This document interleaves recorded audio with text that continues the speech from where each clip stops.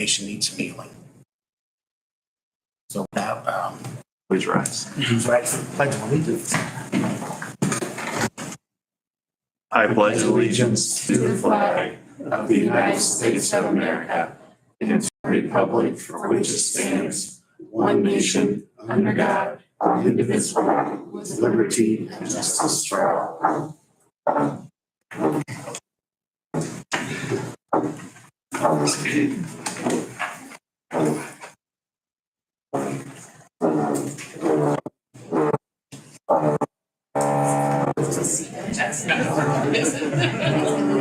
So it's not just our office. Good morning, everyone, and welcome to the Steuben County Board of Commissioners meeting on Monday, July 15th, 2024. Please excuse. Outside as we're having some maintenance done on the building, and we can't really do much to avoid that at this point in time. We are live streaming today on YouTube for the first time, so welcome to those who are listening from elsewhere. First item on our agenda for this morning is Mackenzie Bird, Executive Director of Angola Main Street. Good morning. Morning. I don't know, I'm not sure if that microphone switched on. I did turn it on. Did? I think it turns off like it has about 10 minutes. I think it's on now. Okay, yeah. All right, so I am coming to kind of rehash that conversation we started about the wheelchair accessible picnic tables in the courthouse lawn. I did bring from the study that HWC first did for our downtown master plan. That community does want that as a community meeting place, gathering space, just to kind of activate that. Seating, theater, music, festivals, all those kinds of things. So we wrote a grant and received $10,000 from AARP to get wheelchair accessible picnic tables. So we have the funds. We just need a place to put them. So we can think of a better place than in that green space. Food truck Fridays, everybody coming up. We need more picnic tables. We need more places to sit. Art Fest coming up, Cruise to the Monument. All really big downtown activities that we need that space to have a little more seating than just the two concrete ones currently. We can just place them there, but we thought to make this easier, getting some concrete slabs down so that they can be installed permanently. Jamie, by these guys that are doing the work currently. That way maintenance wouldn't be so rough around there and they're heavy. They're like really heavy. So having to move those every week to mow under would be awful. We want to cover all those costs. We want to do the project. We want to put the cement down. We want to have them installed, all the things, no cost to you. We just want a more accessible downtown, which is part of our mission at Angola Main Street. But also it's very clear from the study with HWC for our downtown master plan. We want to activate that space. And I think coming back from the courthouse study, HWC did that as well. We haven't gotten those results, but by conversations during the data collection, portions, it seemed very clear that the community wants that space to be activated in a way that can be used for festivals and downtown activities. Okay.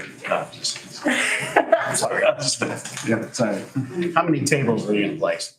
So there will be 6 tables total. 3 will be wheelchair accessible and 3 will be just normal picnic tables. We're looking at getting 3 slabs of concrete so that there'd be 2 on each slab. We were also wondering your opinions on the current concrete picnic tables. If those were to stay, then that's cool, that's fine. But if not, we could utilize those already existing slabs to just put a new table on. Are they loose or are they incorporated with the slab? What do you mean? The current cement ones? Yeah, I don't know if they've got rebar or anything into it. Yeah, I'm not sure how they're I think set they're on placed there. on the slabs, but I'm not sure. But- You've been down there. I know it. I've never tried to move them to see if Yeah, me either. they're actually- But the way John and we walked it, and he was like, honestly, these haven't really been maintained over the No, years. they're in that rough- They're in rough shape, so if we could replace them, I would be more than happy just to utilize the slab. Yeah. But if that's- doable there in rough shape. Yeah, and then like adding one extra. Yeah, and then so we would just add, well, two slabs because that was. Be more. Say that again. There's two concrete tables. 2 slabs now, yes, but I think by the size of the table, we're gonna need only 2. Yeah, we could potentially just expand the slab to make it fit 2 tables. So we can look at that depending on your Okay. preference. I really don't have a problem with that. Do you have a layout of where you plan? Yeah, we kind of walked the space. We wanted to do it so how the path already goes through there. We would go on the north side to add the slab, like right off of the sidewalk. That way wheelchairs could just roll from the sidewalk right onto it. And then where they connect from the stairs that come up and the angle that goes through the middle, we would want to fill in that triangle space right there again, so it's easily accessible right off of the sidewalk onto the slab. Okay. So those would be the 2, and then the third one, we would decide if we don't use the slabs that are there. Okay. Fine. No? Move to approve? Second. Okay, any further discussion? Here we go, all in favor, signify. Thank you very much. We appreciate it. Stay loud. That's really project. Chad? Goodness sakes.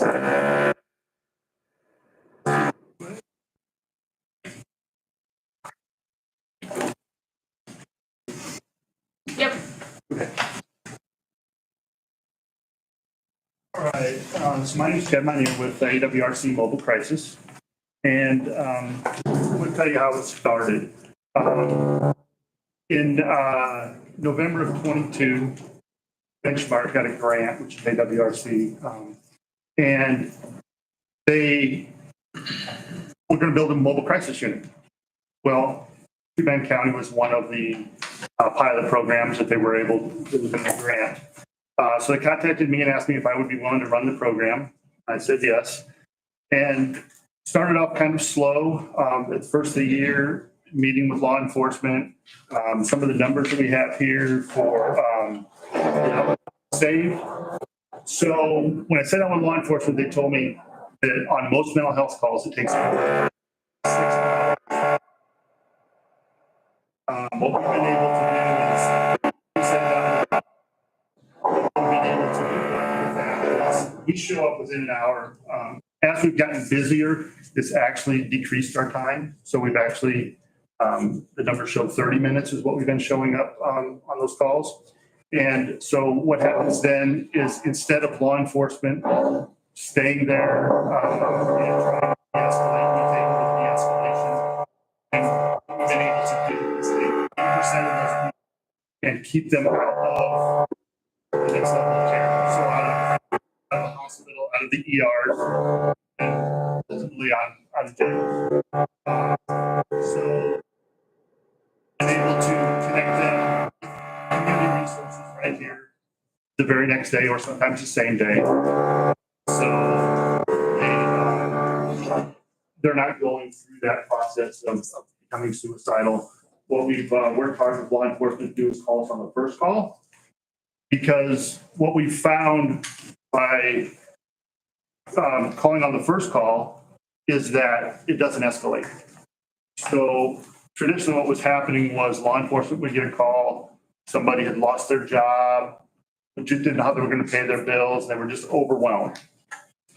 And so law enforcement goes out, really nothing they can do with that, but talk to them for a few minutes. Then they call them again. Same thing happens, and they call them again.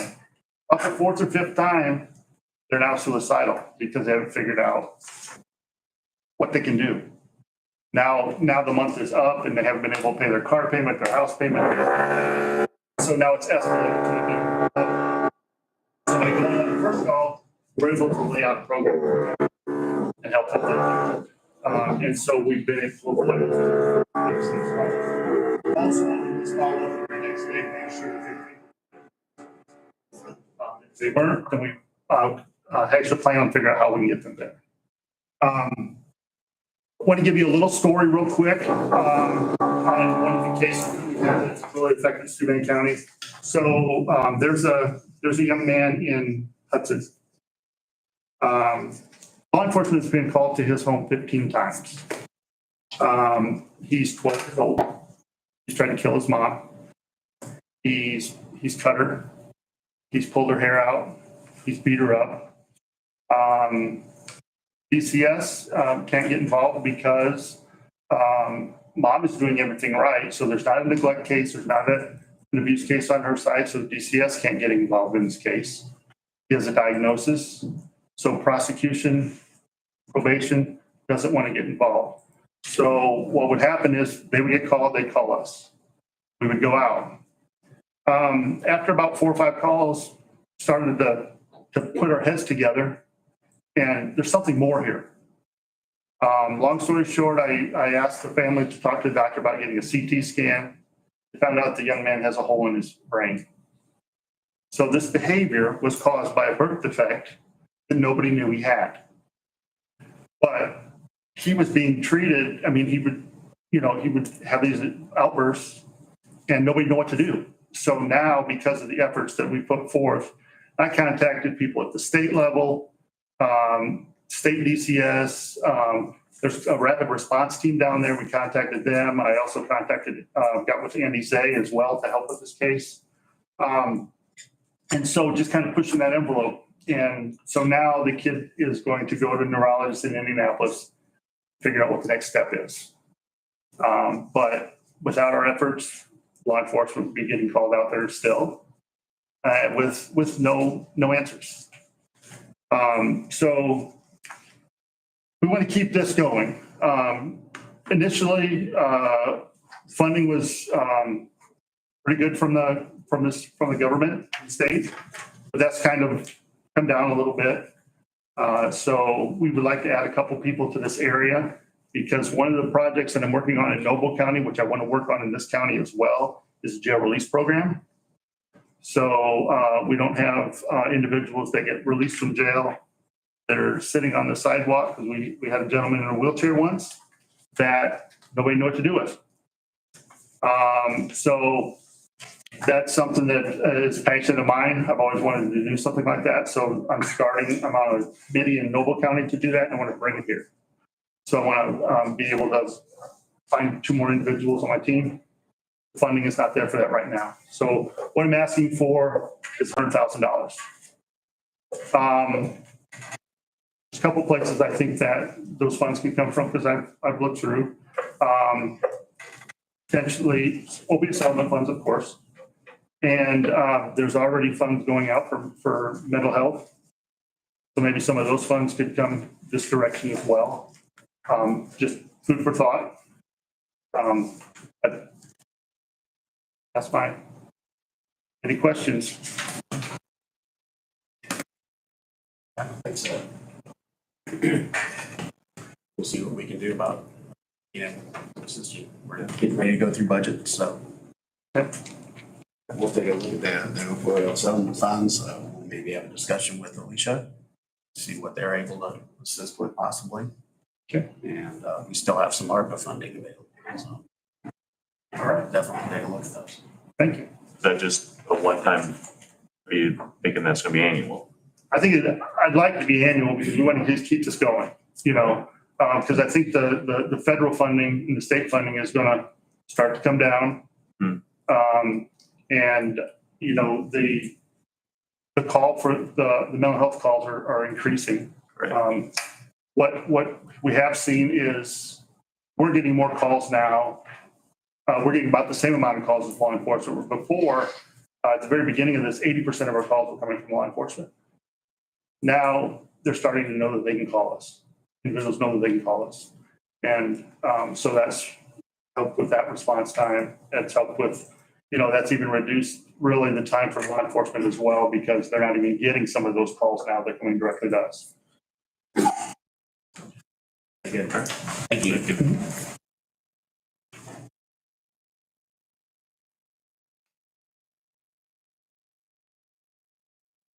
Good morning. Good morning. I'm going to speak quickly while it's quiet.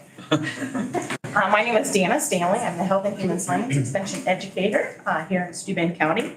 And we are here presenting our quarterly report. So the three things that I picked out to talk today about is the training that I did in mental health QPR, so continuing that mental health discussion. Mental health QPR is what CPR is to the heart, is QPR is to the brain. So I had some training in that. While I was not qualified to do that training, it kind of sparked a fire. So I have been doing mental health stigma training here in Steuben County. There were a lot of data points that were given in this training, one of which is farmers are 5 times more likely to die by suicide than veterans, people in the LGBTQ community, people with serious health issues, and teenagers.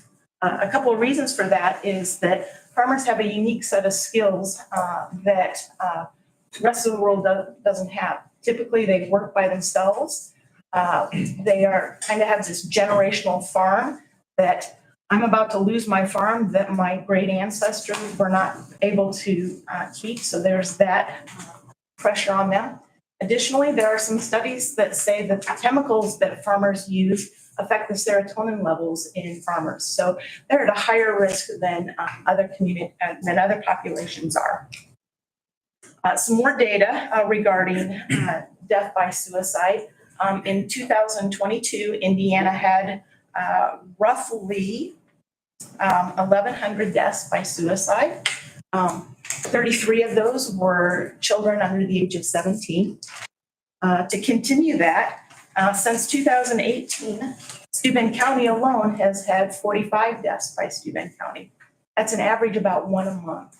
So talking about mental health is a healthy thing to do.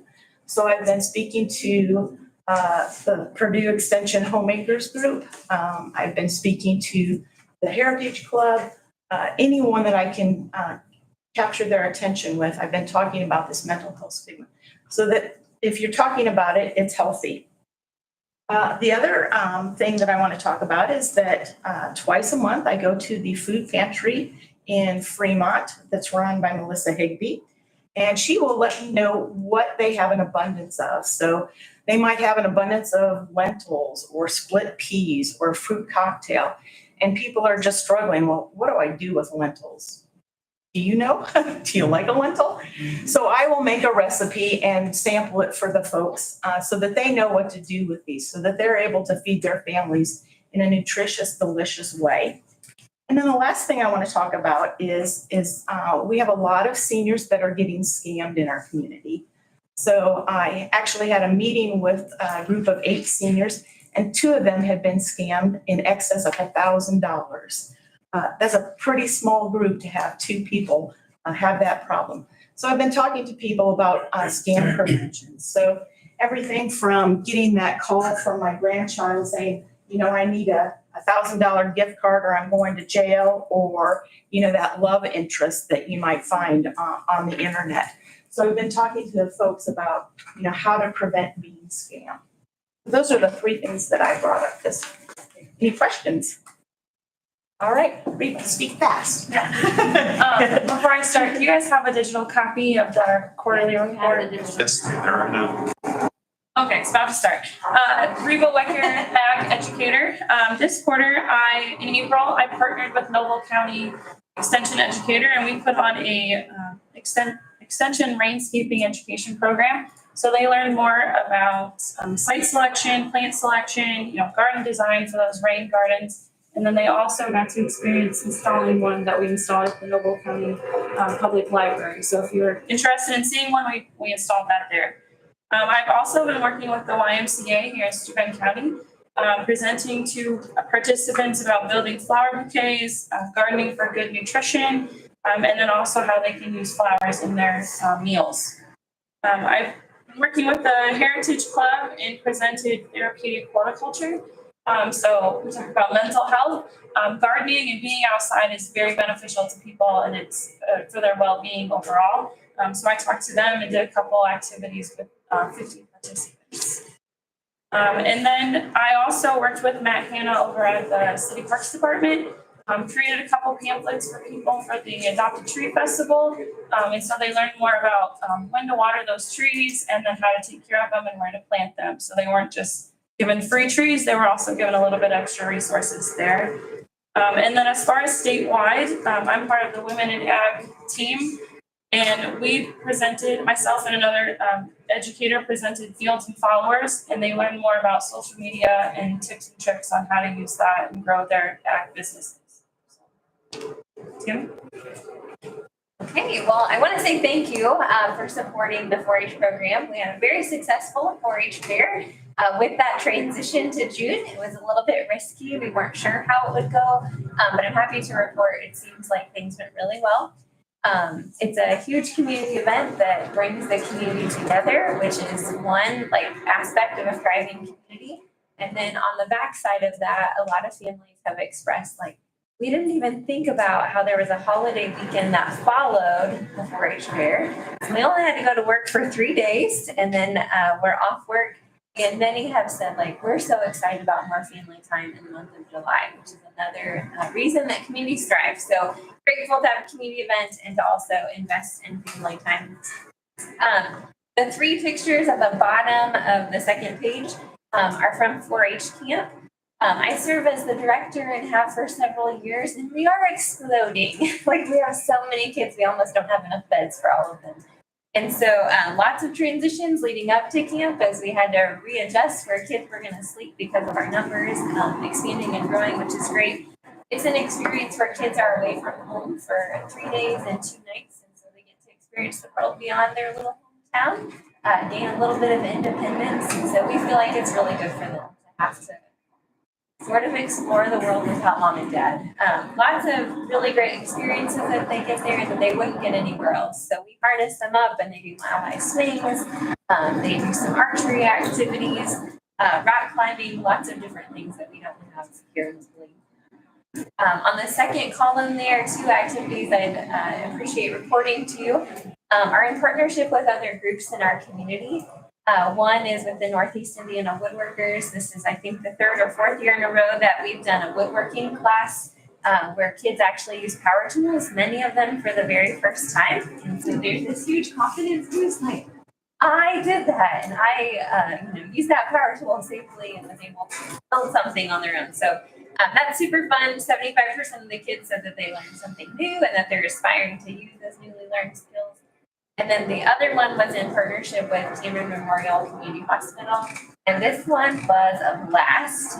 We also hosted this one. They're both a simulcast event. So Steuben County hosts them, and then we simulcast to multiple other counties so that they can learn and do at the same time in their own community. And so with the hospital, we had a couple of individuals that talked to them about bandaging and first aid, very hands-on, but lecture, here's how you do this. None of the kids expected that a few of us were going to leave and go into the hallway, bloody ourselves up. So this very bloody arm is my arm.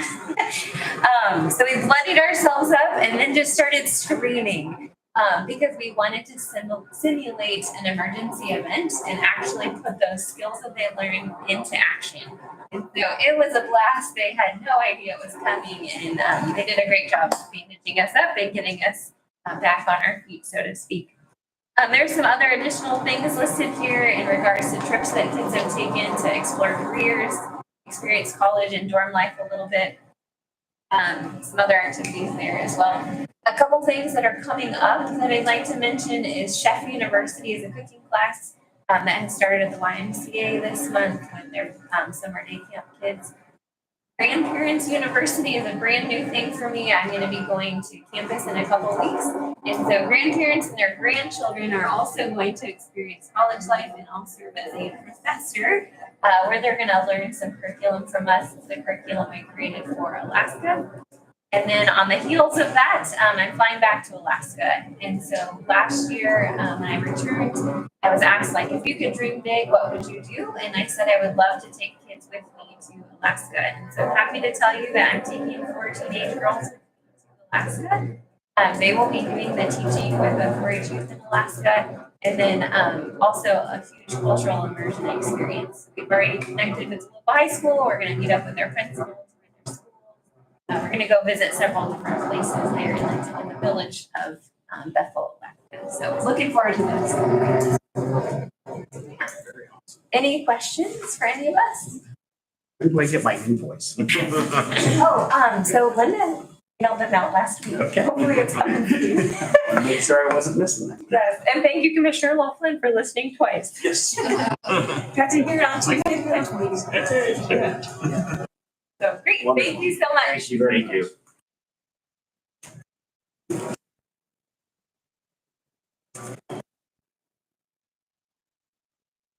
Hi, Jody. Good morning. Morning.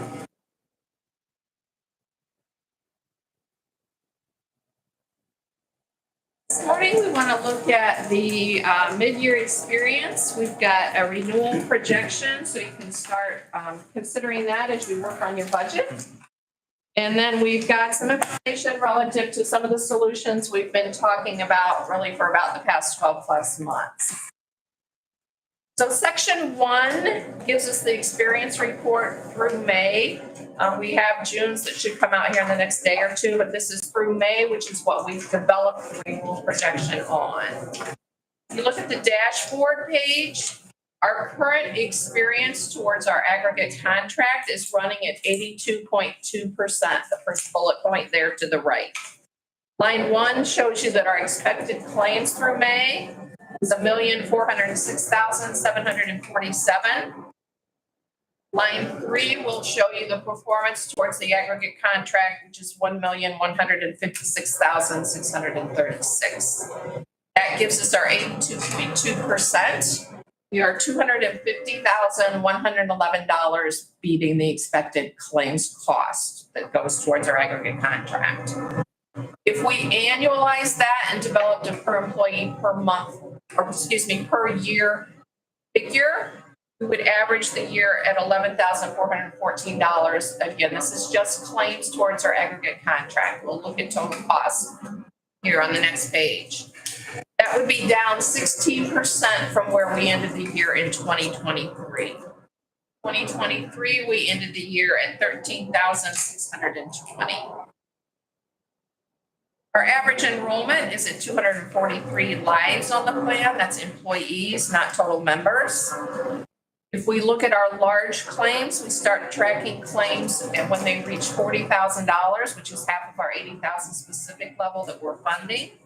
So far, year to date, we have 6 individuals representing 629,562,000 of claims. We have 3 individuals that have exceeded the $80,000 individual specific level. However, there's no stop loss reimbursement because those are our 3 lasered individuals. Any questions on the claims dashboard? All right, next page then will show us total cost. It also will bring into the equation costs relative to going back to 2018. So again, if you look at 2024 year to date, gives us the numbers that we just reviewed. Net claims towards our aggregate contract, $1,156,636. If we add to that our fixed cost, which would include our administrative fees, our network fees, anything to administer the plan, and stop loss premium, gives us $532,160. We have to add to that the laser liability funding, and we'll show you on the next page where we pull that number from. If you add that in, that gives us the total actual net cost, far right, $1,915,925. Again, if we were to take that number and annualize that, it would be at $4,598. An expected cost based upon our mid-year projection last year and based upon our renewal was at $4,790,000. So all in, we're still a little bit under where we expected to be relative to the stop loss renewal for 2024. Again, if you develop a per employee per year number for that, total bottom far right, we would be at 18,907. That's all in, all costs, which would be 3% reduction from where we ended the year in 2023.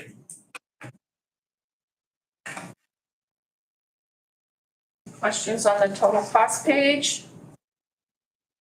Flipping the page will give the month by month breakdown, and also will show you in the other column where we've pulled the laser claims funding, the 229,411 to give you your total cost. And we had a small credit of 2282. Adding those numbers in gives you your total net cost.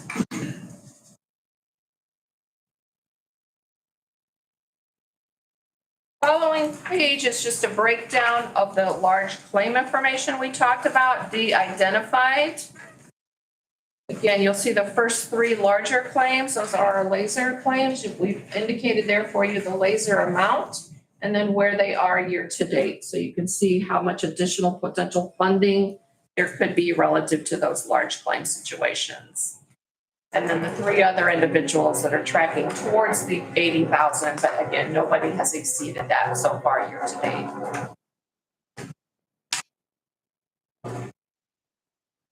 Okay. Section 2 is our mid-year projection. I looked back last year when we did the mid-year projection and compared that to where we ended the renewal, and it was really within about $100,000 of where we projected based upon our underwriting versus where we ended up with final. So again, can't guarantee this, right? But this is our underwriter that we have on staff. Aaron had met him individually last week, who really takes your data. He took data from June of 2023. You can see there in the underwriting period through May of 2024. He is an underwriter by trade. He used to underwrite for Anthem. So he is an underwriter by trade. He takes your data and says, if I were underwriting this today, if things continued at the pace they are at, based upon this period of claims, here's where I would project your renewal to be. Okay. Again, this is through May. We'll really need June, July, and probably August before we start getting preliminary numbers. So things can change and develop from then to now. And then large claims can obviously crop up that will change the dynamic as well. But they're basing this on 10% trend. And then totally on your experience.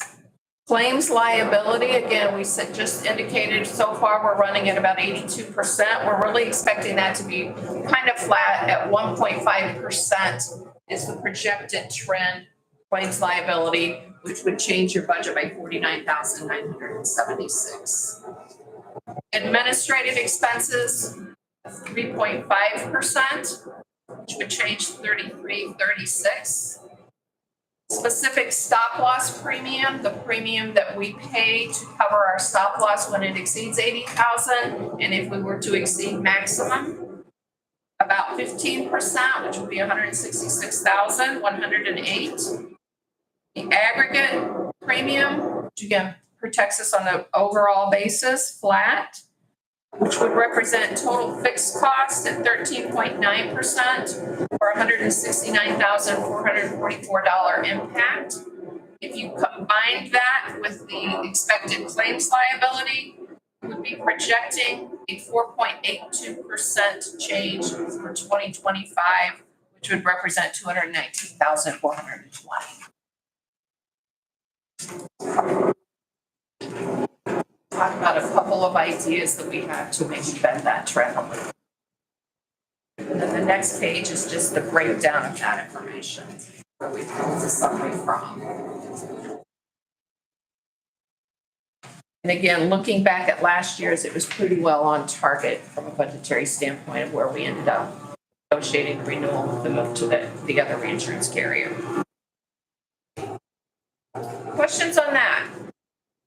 Okay. Section 3, I wanted to report back to you relative to what we've gained in making the move and the decision 1/1 of 2024 to move to the EPO with Parkview, right? That was a difficult decision, but one that we felt we needed to make to protect the longevity of the plan.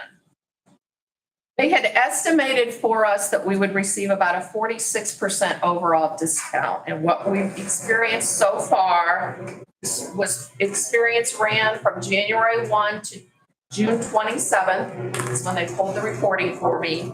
And we're experiencing a 53% savings. So it's exceeding the expected. Had we done nothing and left where we were, we would have lost $345,000 in discounts. If you double that, let's say we just doubled it, if the experience stayed the same for the last 6 months of the year, again, that was about a $690,000 savings to the plan. So it has worked significantly. And I feel we've had little to very little, if any, disruption. Once we got the communication out, once people understood through open enrollment what it really materially meant. I really feel it was a good, prudent decision, and it has worked out a little bit better than even expected.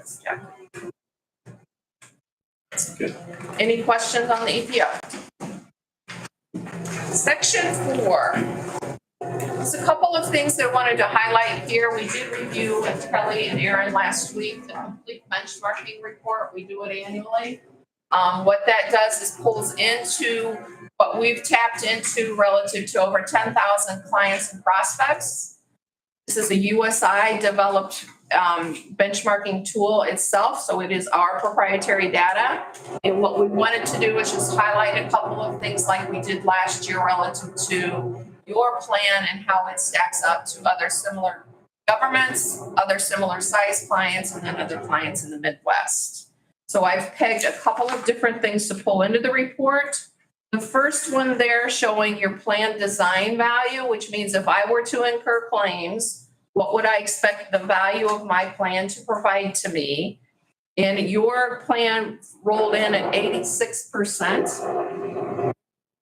If you look at the peer group average, which is combining all the others together, it's 78%. If you look at county government specifically, 86%, so you're right on target with that.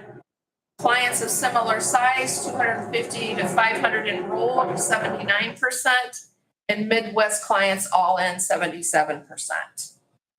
Page 2 of that benchmarking will show you the actual breakdown of your deductible of $500 and out-of-pocket of $1,500, and how the actuarial value calculated out there at 86% compared to all of those other entities that we just mentioned, and what their plan design looks like. One thing I did want to point out here, the bottom, qualified high deductible health plans, those are qualified plans for a health savings account. We've modeled that for you again this year. We'll review that here on the next section. But I wanted to include that so you could see what others were doing relative to those plans. For 2024, the minimum deductible is $3,200. For 2025, the IRS has increased that by cost of living again. The lowest deductible we could put into place if we were to implement and add a health savings account would be $3,300.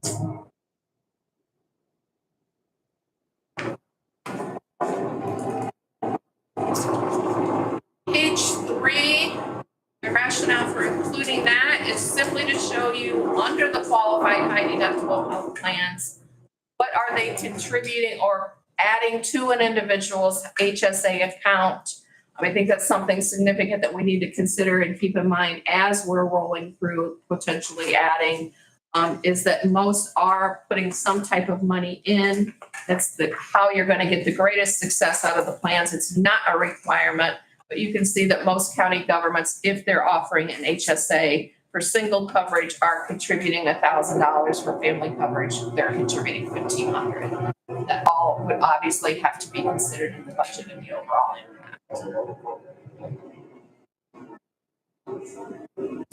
Payroll contributions on page 4. This is based upon the monthly cost. For single coverage, you can see you're at $15, and you can see other county governments, the average all in is $57. I can tell you both, and Aaron, I think, could support this. In our immediate geographical area, our corner of northern Indiana, I would say you're still very much in line with what other municipalities are doing here. I know specifically Allen County and again, DeKalb, Noble, your range is not far off from what others are doing. But it is in overall, when you compare it to the other that were included in the survey, you can see the discrepancy there. And then family coverage, 339, and looking at other county governments, it came in at 411. And again, a breakdown on page 5. I wanted to include that to show you discrepancy where if we were to add a high deductible health plan, we really would need to adjust some type of premium discrepancy between the two. Again, if you want to drive engagement and drive enrollment into that high deductible plan, we would need to develop some type of a strategy so that there is some differential between the plan that is offered today and someone electing the HSA plan. And then page 6 and 7 is really just encompassing those two things. What would my overall value be when I account for my claims, potential out of pocket, as well as my premium?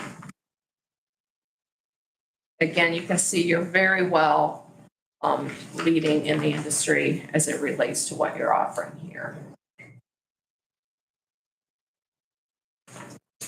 Okay.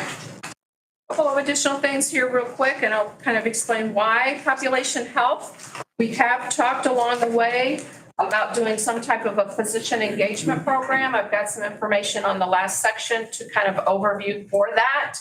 But I wanted you to share with you as well the extent to which other similar businesses are launching those type programs and have them in place. But it's really asking individuals once a year to have a physician visit getting basic biometric screenings.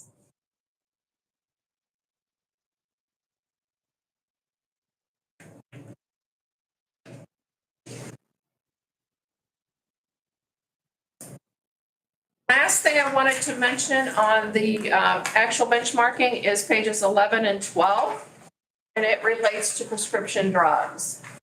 There's been a lot of press really as recently as the last couple of days about PBMs, pharmacy benefit managers, and how they've provided incentives within their formularies and rebates to get the desired outcome for them personally and their profits, right?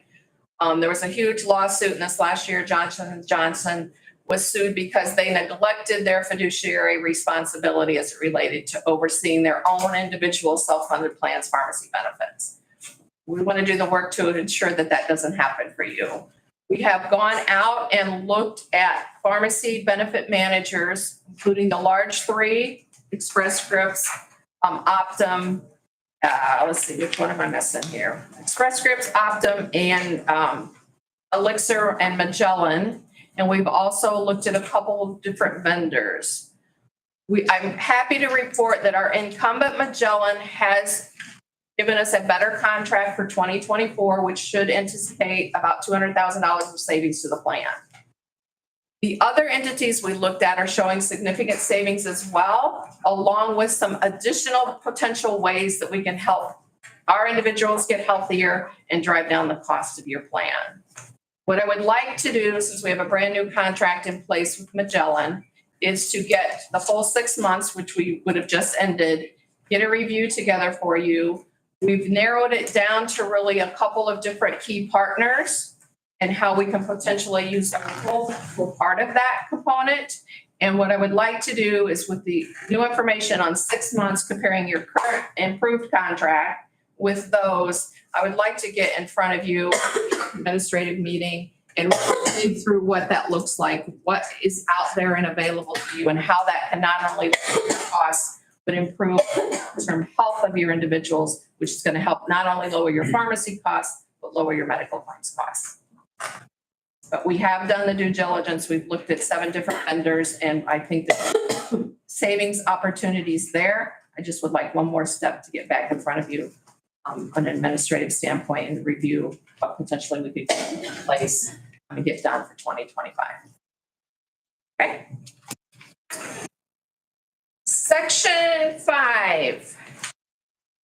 High deductible health plan. This is exactly in the same format that we shared with you last year. It's very small print, sorry.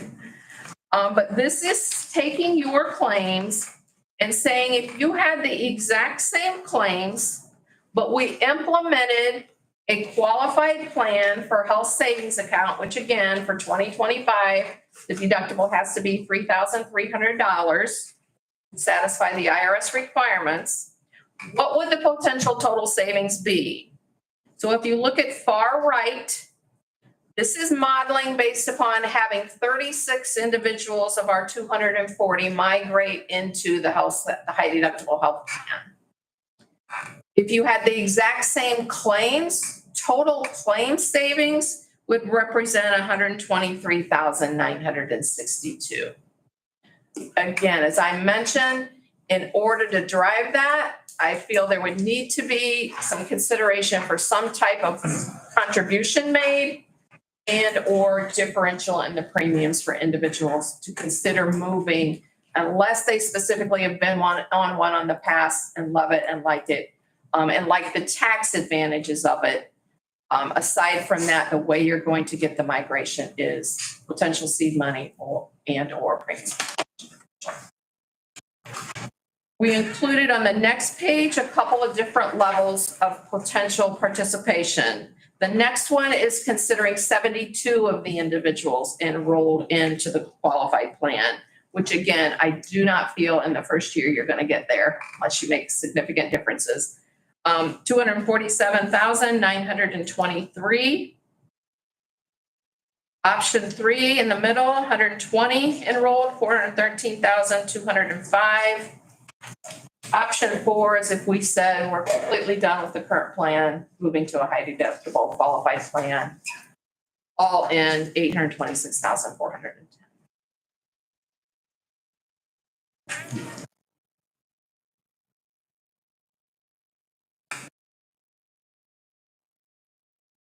Any questions on that? Any additional immediate direction you want me to take?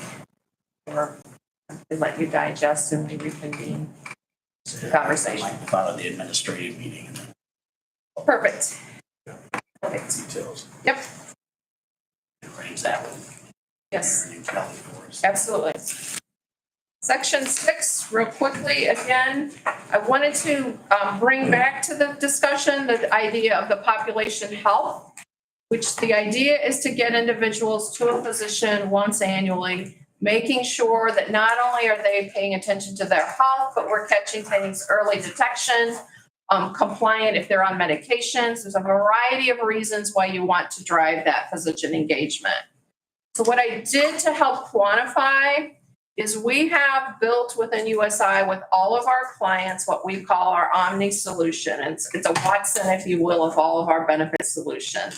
So we know of every client we have that we've implemented population health for, the physician engagement requirement, what exactly that has meant to them relative to trend, right? So what I wanted to do is give you an idea of if we implemented a program, what you could expect to see short-term and long-term for plan savings for that.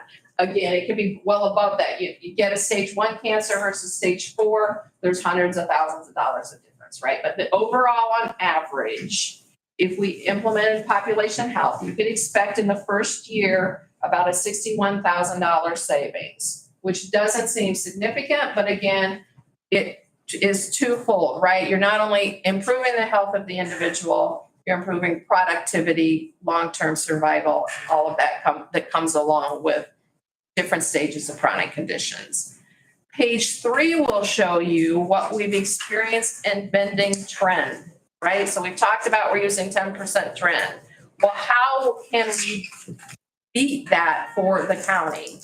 And this is showing us on 3, 4, and 5 what we've seen relative to trend. And I think 5 is your best picture of that. If you look at halfway down, per employee per year with trend only. And again, I was able to put in our Omni system, your exact size and your exact spend. So if we look at claims only and we continue trend at 10%, you can see year 1, 14,000, 215, 317, 418, 520. We've experienced lower trend in clients that have adopted physician management. per employee per year with that solution, you can see the potential bend with trend. Again, first year, we're gonna have some costs, right? Because we're gonna drive people to get, whether we do it on site, partner with an entity to do the barometric screenings on site, or whether we're asking them to truly get to the physician, which is the person that can help drive the person's behavior, right? You can see how the trend can bend then, and what that would mean if you stayed at 243 participants for total savings over the 5-year period of time. That's where you start to see some significant dollars being saved by the county's plan and driving that impact and driving people's change in behaviors.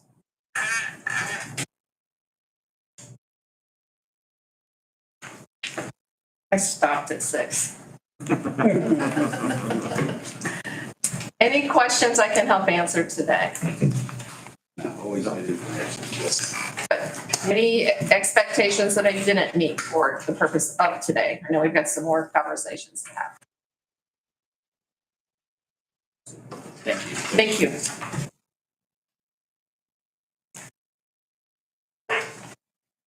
That kind of gives council a little bit of a number. I did bump it already. Look at that.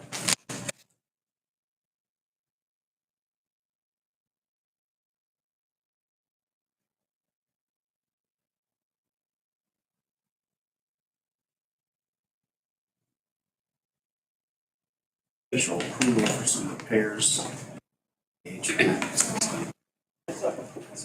More. Just keep it at that. This is not what we wanted to hear, Mike. I know that. This is very important. I've been waiting for 2 weeks for courts and they got back with me, so they couldn't do it, so I had to get somebody else.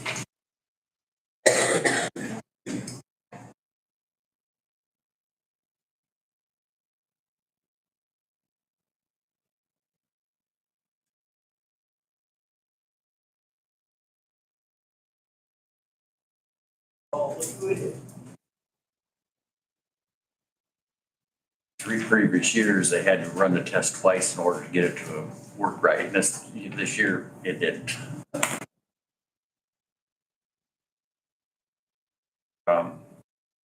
Let's do the, Ours. yes. Okay, I move to approve the HVAC repair.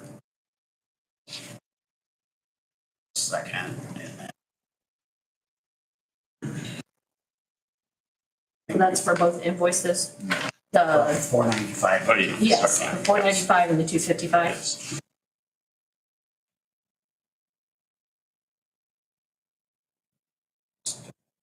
Maintenance for that one.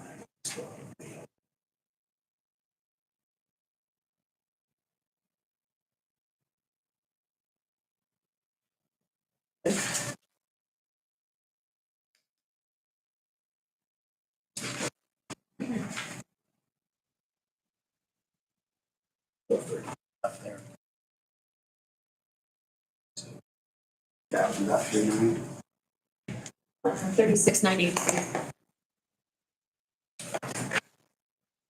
So, first and second, any further? Hearing none, all in favor, signify with aye. Aye. Now we need to do a backflow.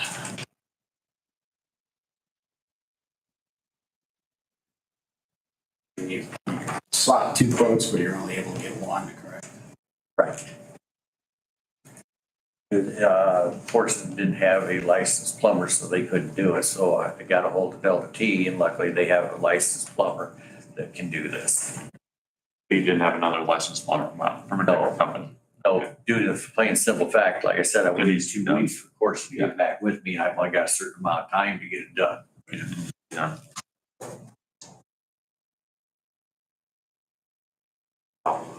Move to approve. Second that. Say we can still use the same thing, Kelly. Okay. It's fine. Any questions? Hearing none, all in favor, signify with aye. Aye. Okay, thanks, Mike. Wait, thank you, commissioners.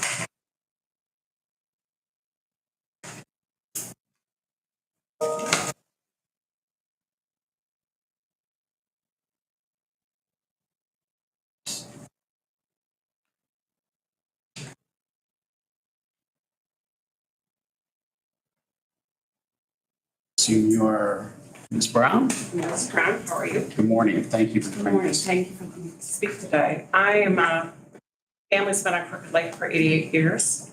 I'm a retired teacher. I enjoy exercising with my dog, and I'd like permission to be able to walk my dog around the lake. As a retired teacher, I think through education and communication, we can get a solution. I live on 150, and if you come down 150, go through the 4-H ground, go around the snack shack that Kelly is operating, down to the old boat ramp, go up through Gold Coast. I think with proper signage and education, we can get it done. A sign that says something as simple as, animal walkers must remain on path with dog on leash. Please pick up your poop. No animals are allowed in the beach area. Obviously, we need to have poop bags. Kelly's already said she'd have them there. One post. Most people that live on the lake, that walk their animals around the lake, are responsible dog owners. Very rarely do I have to pick up poop in my yard as they walk down my lane to be able to get around into the park or whatever. Just walk down the lane and come back if they can't go through the park. So I think it would be an easy solution. I'd like to be able to try it. It would avoid the campers, and I know that's the complaint of people walking their dogs through the actual campsites, and I can appreciate that. Okagon allows you to walk your dogs on a leash. Right now, I have to drive dog to Lake Gage and walk around Lake Gage and drive back. I'd like to get my legs that I've been on for my whole life.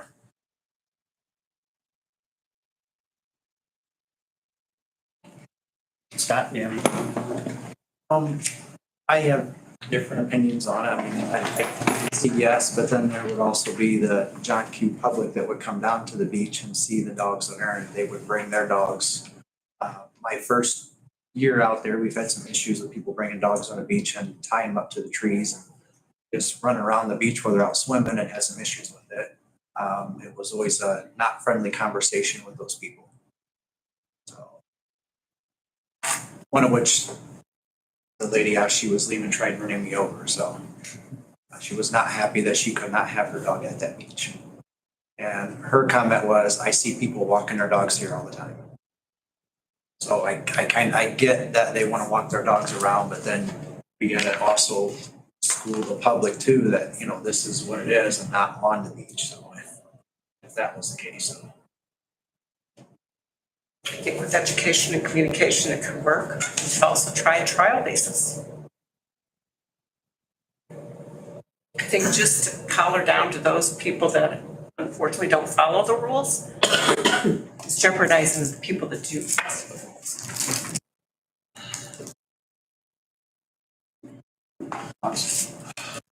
My concern is changing the policy in the middle of our, obviously, season, or busy season, but, Campground closes October 15th. Let's start it there.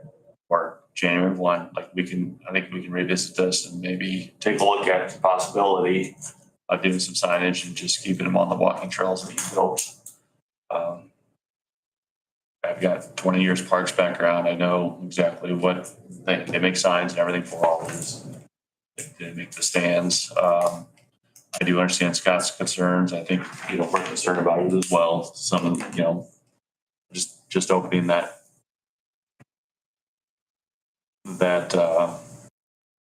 issue of, it does bring on other issues. I do think it is possible, to allow think- walkers to I stay, think we but can come up with a solution.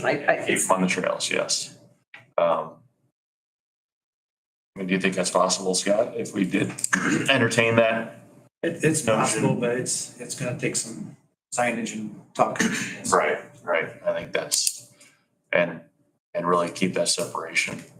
We do not want, dogs on the beach with Oh, that absolutely. have a public and. No, I agree with that.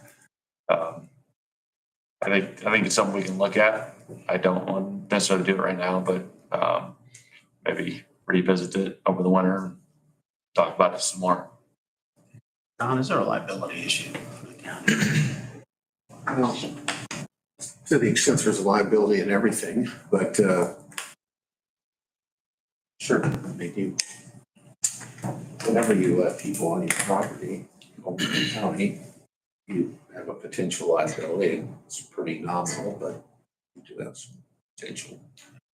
Yeah, just I'll play devil's advocate here. I'm a No, dog I owner, understand. I figured liability would come up, but So if we have a rules in the campground, let's say, that does not allow for pets other than service animals. that they pay $100 to get the emotional support service animal. And we allow pet owners a pathway. What happens if one of those animals were to bite somebody outside of that area or that domain? Well, the owner of the dog would be primarily responsible, the county would be brought into the suit. The property owner always gets called into.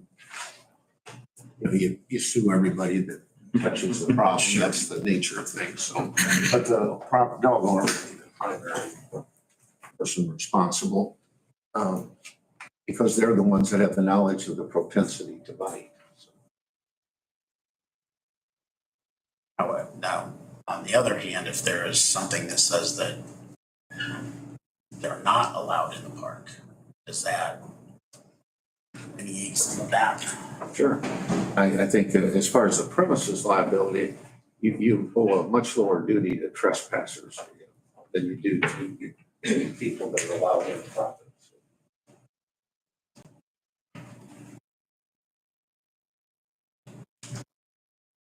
I'm not in disagreement with you that it would be probably more prudent to do it off season than during the middle of the season.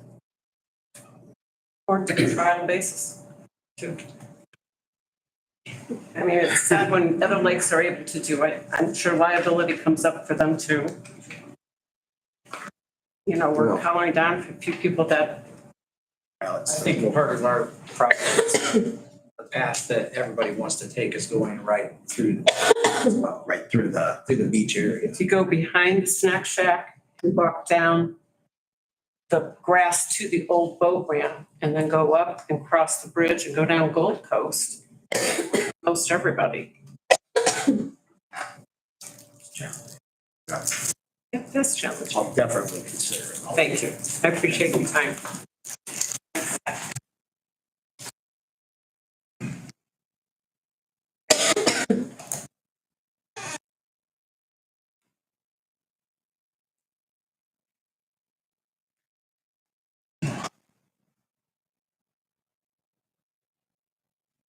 Are you Jim? I'm Jim Hansen today, yes.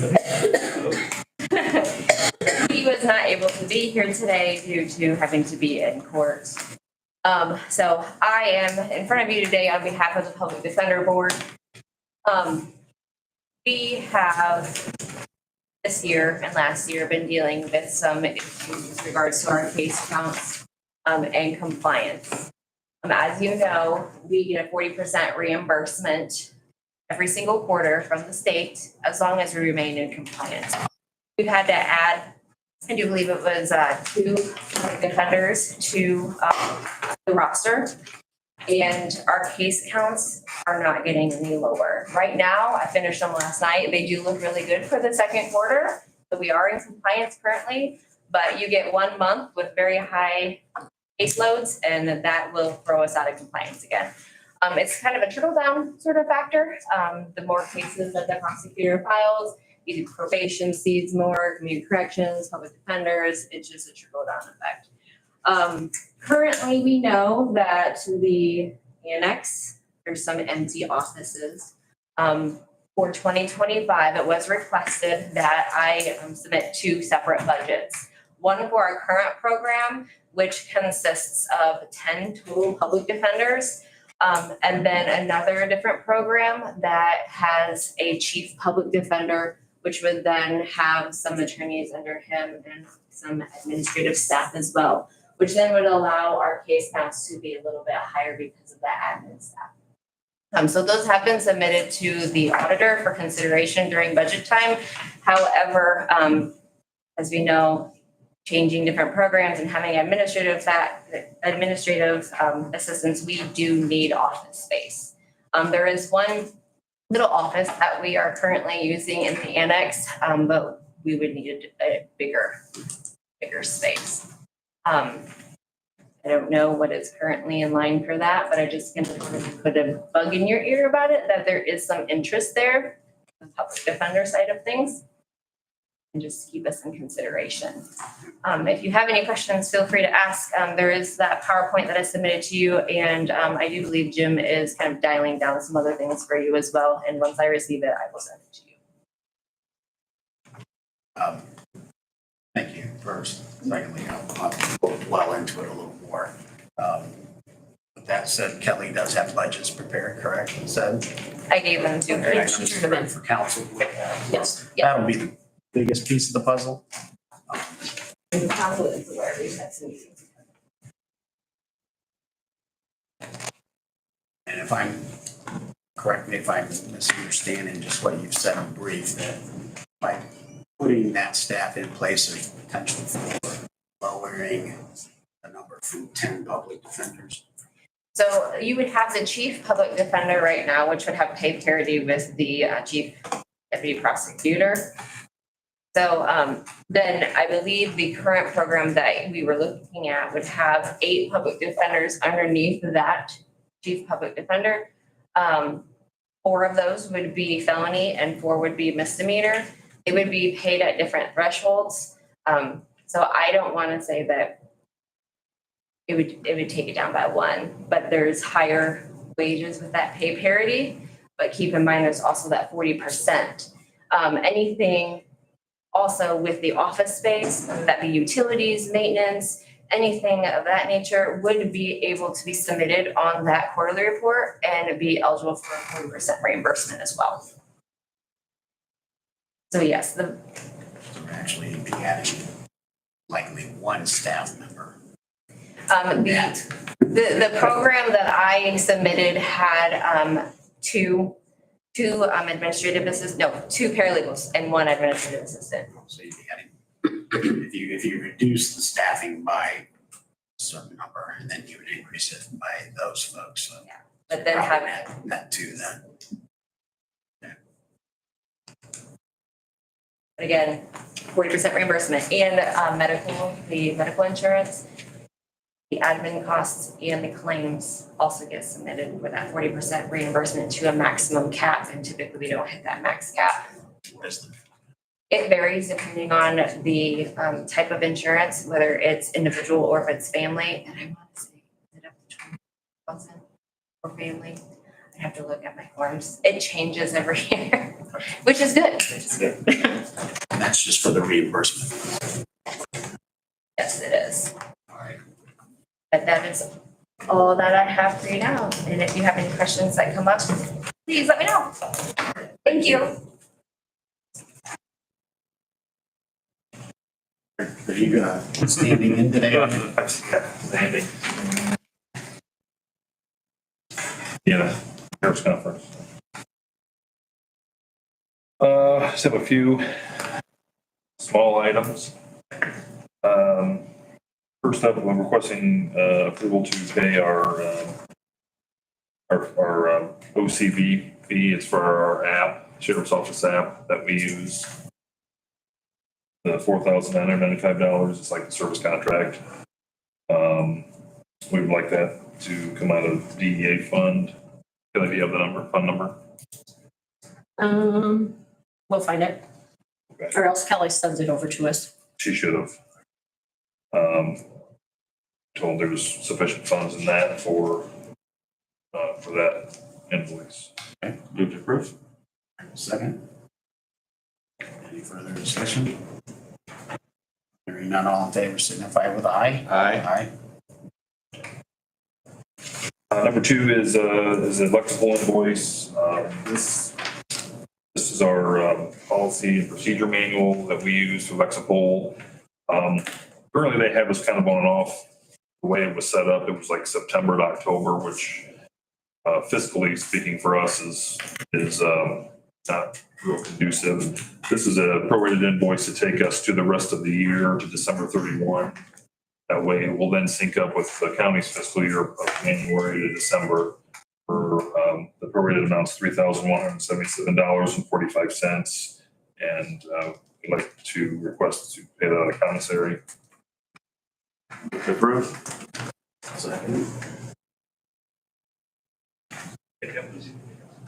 Any further discussion on that? Hearing none, all in favor signify with aye. Aye. Then we have an invoice from Indigital, our 911. That's for the phone refresh that we're currently doing. I believe this is just an installment. And we would like permission for this to come out of the 911 upgrade account, which I don't have a total, but I'm told there's sufficient funds in. Is that 1235? Yeah, 1235, 4,000.02. The total's $28,202.69. I will second yours. Any, is this part of that 80-some thousand dollar? Yes, this, I believe so. This is the equipment refresh, and then the system upgrade, and then the annual maintenance of the system. Okay, anything further? Hearing none, all in favor signify with aye. Aye.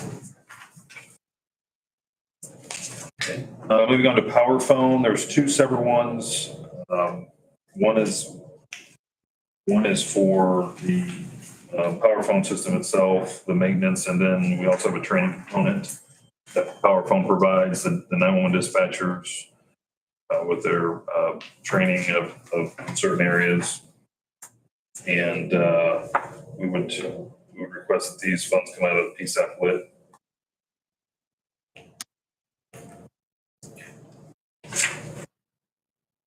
I move to approve. Thank you. Is that for both of them? Yes. Okay. Do you have any? So 4 and 5. Yes. Both 4 and 5, yep, correct. Kelly, all these items, I'm gonna assume up, but I'll ask you, all those items have been placed on those budget line items by council, correct? I will go back and verify, but we had a full list and those are some of them that we talked about this morning that just haven't been entered yet. Anything further? No. Hearing none, all in favor, signify with aye. Next we have WTH invoice. This is for our GIS mapping system in the 911 center. It's their support. $2,100 and request that to come out of PSAP, I believe. I'm sorry, it's hard to read. That's right. Yeah. 1222.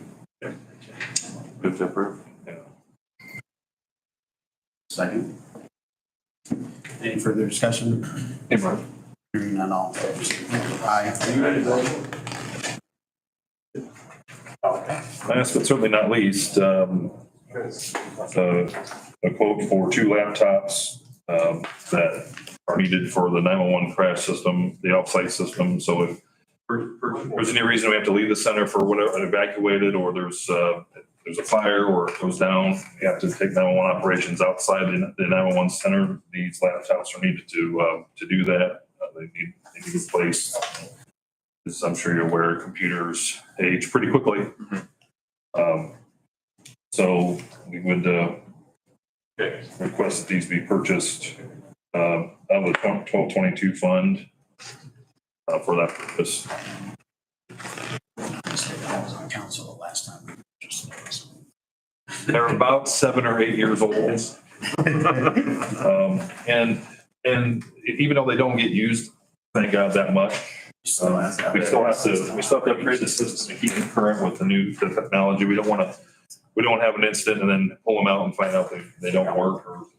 Right. So, I assume you test those. yes, we test them. It'll be quarterly, I believe. All right. At least quarterly. Move to approve.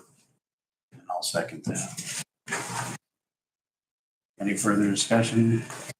Hearing none, all in favor, signify with aye. Aye. Aye. Awesome. I believe that's it. Thank you.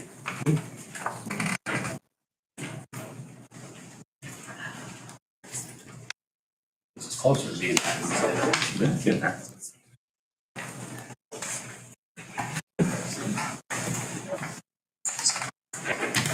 Same time then.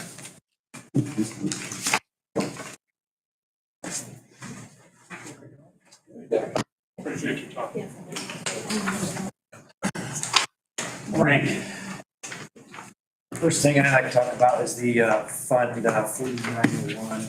It's a county park gravel and stone fund. There's approximately $1,542.93 in there. I'd like to use that to dock section. Not to exceed that.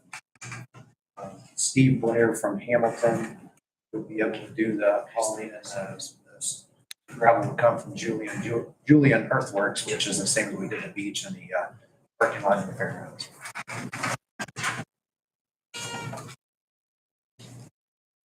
And then if there was any left over, if we finished up there, maybe put the remaining up to Clear Lake, because it was in some others.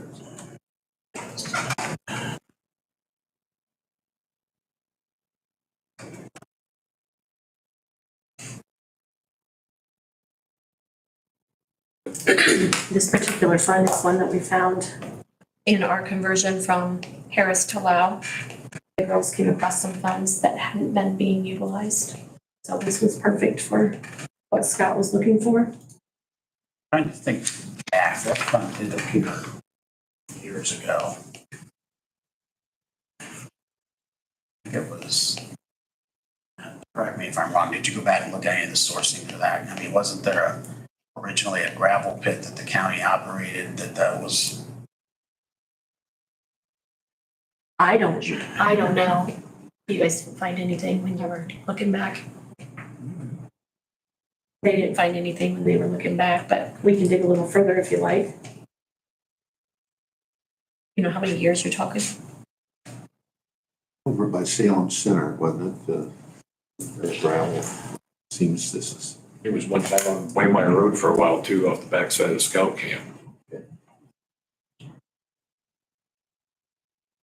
I don't think that would be an inappropriate place to fund that from, but I would probably like a little more history on it before we do it. Okay.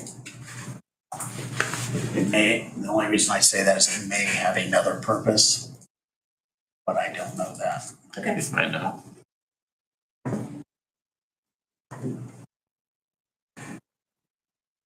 Scott, are you needing the gravel right away, or is this something that you wait until I we know look through this? this Earthworks would have had left theirs already. So she would crush concrete.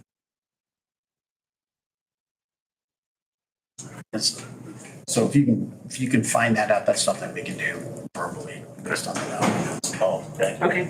So sooner we can get it done. What was the dollar amount on that, Scott? The max that's in there right now left over is $1,542.93. Okay. And you didn't have an invoice or a dollar amount that you were seeking for? No, just not to go over that amount. We would make sure that when we brought each load, we were calculating that, make sure we didn't go over it. Okay. Including his time for.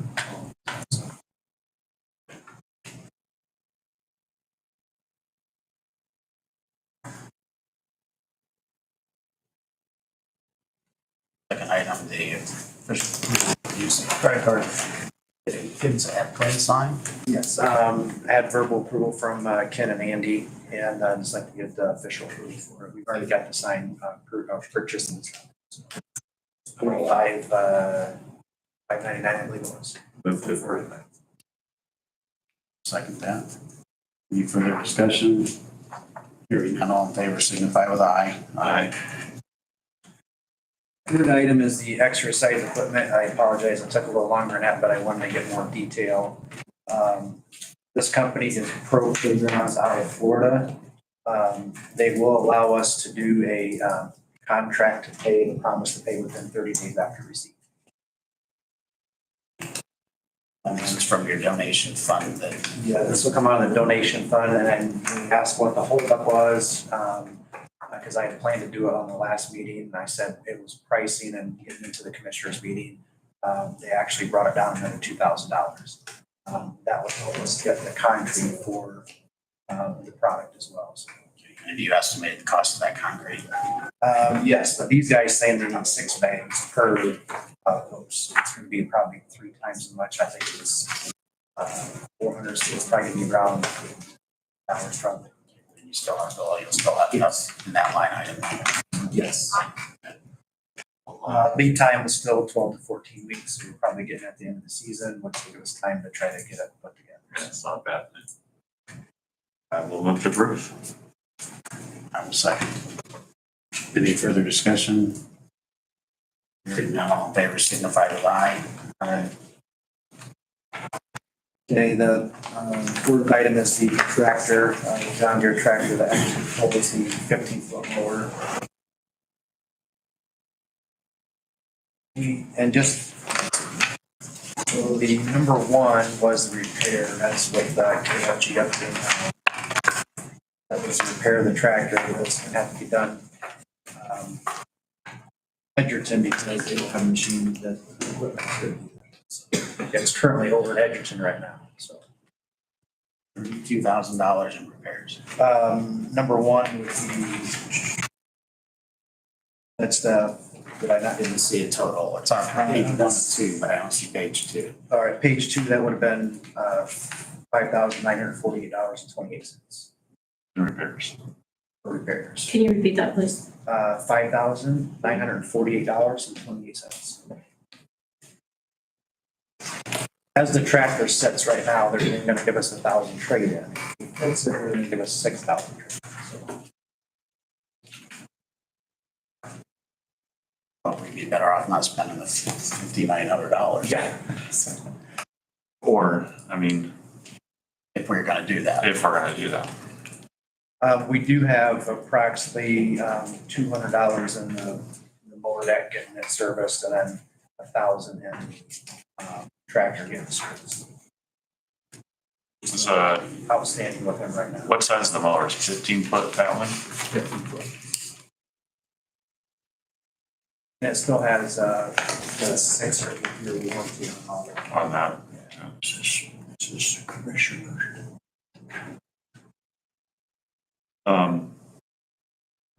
I have not looked at number 2 yet, which was over the $32,000 one. I have not looked at that one yet, but I looked at the one here in Angola. It seems quite excessive for what we have there. To me, there's some things you can look at that we can discuss as well. I found actually that our zero turns at the time were could go quicker than the battling, just because of the turns. And if you looked into that, because the possibility of just using, what's that, you do have a zero turn right now, Yes, right? we do. It's a 5 foot or 60 inch. Yeah. Okay, so going to like a 72 inch. Those are around 25,000, I think. Through KFG. Your KFG. Yeah, there are other places that you can get government discounts and you'll get those a little cheaper. So there's other products out there besides John Deere. How about that? All right. So I think it's something we can have a discussion with. To me, and personally, I would just get the current tractor fixed and run it to the season, and we can maybe discuss for next year what we want to do. That would be my opinion. So the options should include maybe contracting that out or leasing the tractor. They do have, you purchase and you purchase the tractor, and then every year, you basically, I know the county highway does it with some of their skid steers. So you get a new tractor every year for like $1,000 or something like that. But I can't quote exactly what the price is, but that's something that can be done with some other companies. So I think there's some options we can take a look at. All right. But my opinion right now would be get it fixed. If we did fix it, I got about $10,887 left over in my county park fund right now, which will not, that's barely gonna get me through the end of the year, so.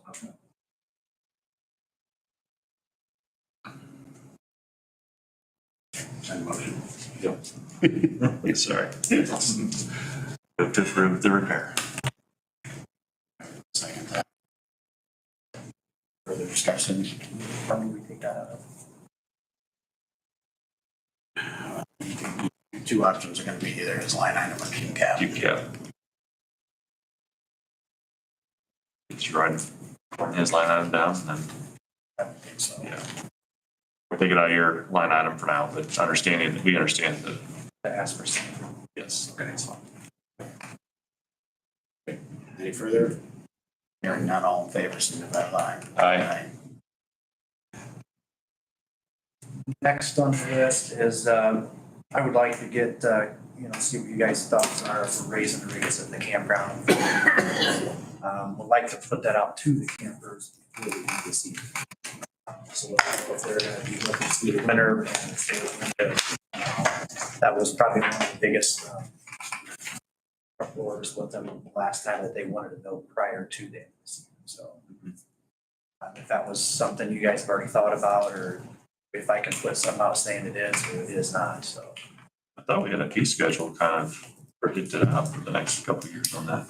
Kind of how we did too. But it's, I thought we did, but I didn't know if that changed with the docks being implemented there and the dock fees going into. I didn't know if that was something that changed or. Abby, could you get us a review of the minutes from those? and they needed documentation, because I thought we had actual written documentation, actual projected, But he doesn't have that decision for our next meeting. Yeah. Okay.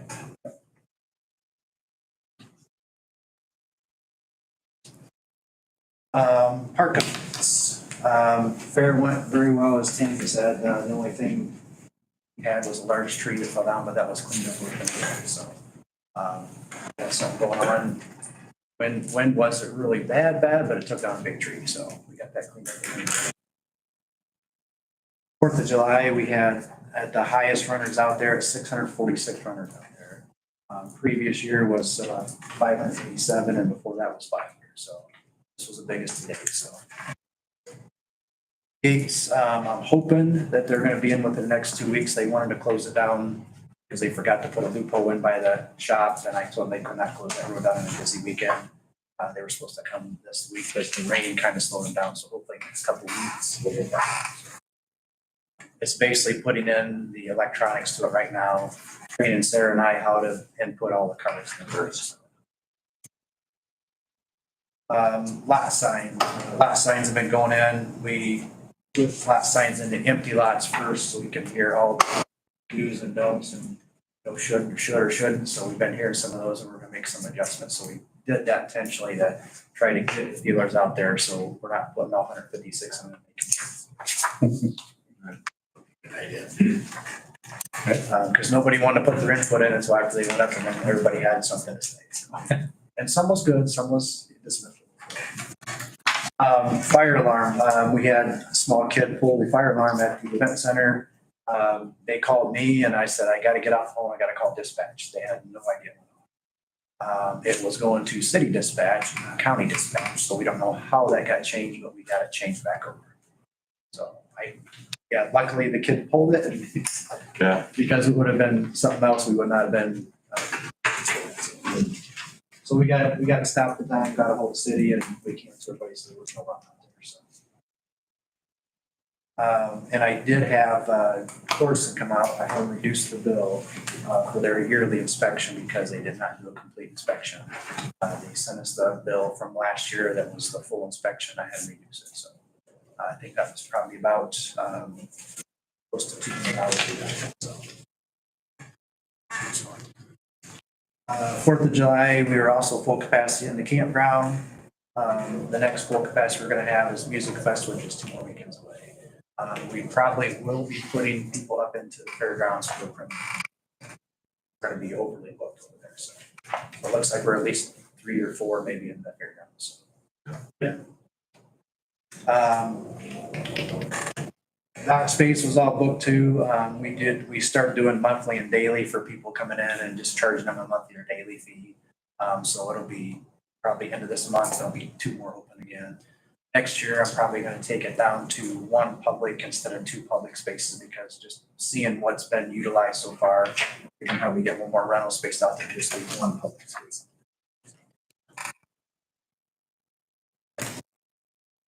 And there was probably just a little over 60% collected so far on that. So, a little over 60% collected so far. That's all I have.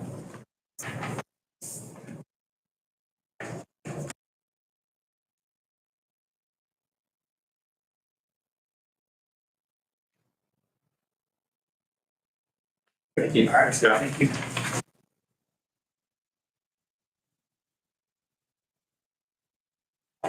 Jason. Morning.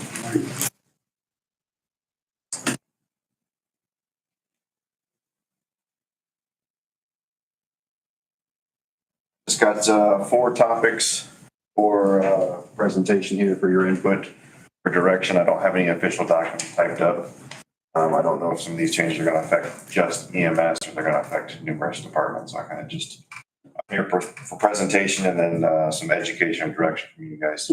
So the first one is seeking permission to increase the vehicle repair fund amount up to $3,000 prior to needing additional authorization or prior authorization. Most of the ambulance fixes or the tire repairs, all those things are gonna exceed my $500 current amount. I'm just looking to expedite that process. I'll still notify you the same way, but scheduling and getting it pre-approved and in line at Bill's auto, just trying to expedite that process, so. Did we do that to that? We did that for the highway. We did it for highway and airport, but we have not done it for EMS. What's the number? Jeff, what's your number for? I think his is 5. For what? Repairs requiring authorization. It's $5,000. Yeah, that's what I think. Yeah, I don't have any problem increasing that for him. I mean, he can't even get the tires put on the vehicles too, and we don't necessarily need to see that every time he does it. You want it at 3,000 or do you want it to keep it in line with everybody else that you've upped? Airport is 5,000 also.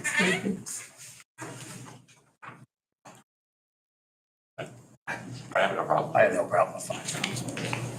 Just keep it in line with the rest of them. Was that you just had to have a policy change, correct? Right now, it's just been verbal. We can put it in ordinance or in resolution form if you would like. That would be a good idea. Bad idea. All right, I will read a resolution for that. All right, next topic is proposal for approval for Amazon purchases through the auditor's office using the commissioner's credit cards. Up to $500 without filling out paperwork to use the commissioner's credit card for budgetary items. I can't get almost anything local or semi-local cheaper than I can get it on Amazon. So every time I order pens, papers, highlighters, anything, I have to get permission to use the credit card for the commissioner. So I'm just looking for a meet me in the middle there. I'm trying to save the council money and the commissioner's money. And Do you want a resolution for that too, for everybody or? probably for everybody. As long as they're budget items. Yeah, those come out of their budget. Yeah. Lisa's saying yes, so. Yes, okay, all right. Is $500 a good number? Is it? I think that's probably a good Yeah. number. Yeah.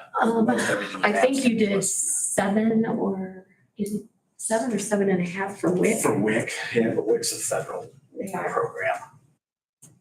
That was at their. That's a lot. That is a lot of office supplies at $500 though. That work. Okay. Next item here is just looking for direction from you. If you would like me to set a minimum for collection amount for EMS outstanding bills. Currently, we don't have anything set up.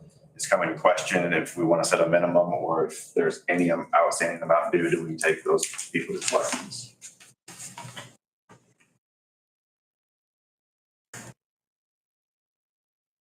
Jason already knows my thoughts on it. He's looking for an overall direction from us. I said, those, if it were me doing it for my business, at some point in time, the amount collected is not worth your time.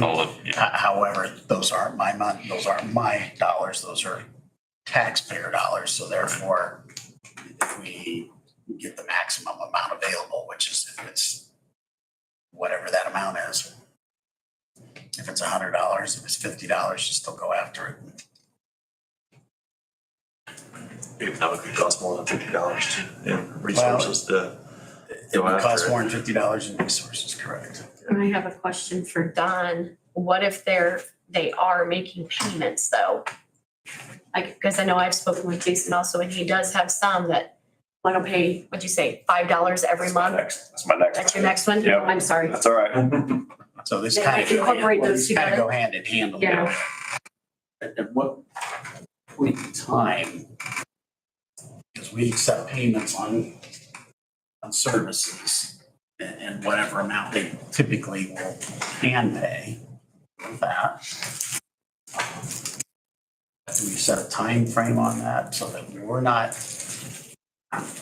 It depends. I mean, if they only have social security for income, anything you get is a gift because you can't collect against their social security benefits. If they don't own any real estate, they don't own any, they're living in an apartment or even a mobile home, their chances of collection are pretty much whatever they pay is more than what anyone can obtain through the normal collection procedures. I guess the question is, it just depends on who the debtor is and what their financial circumstances are.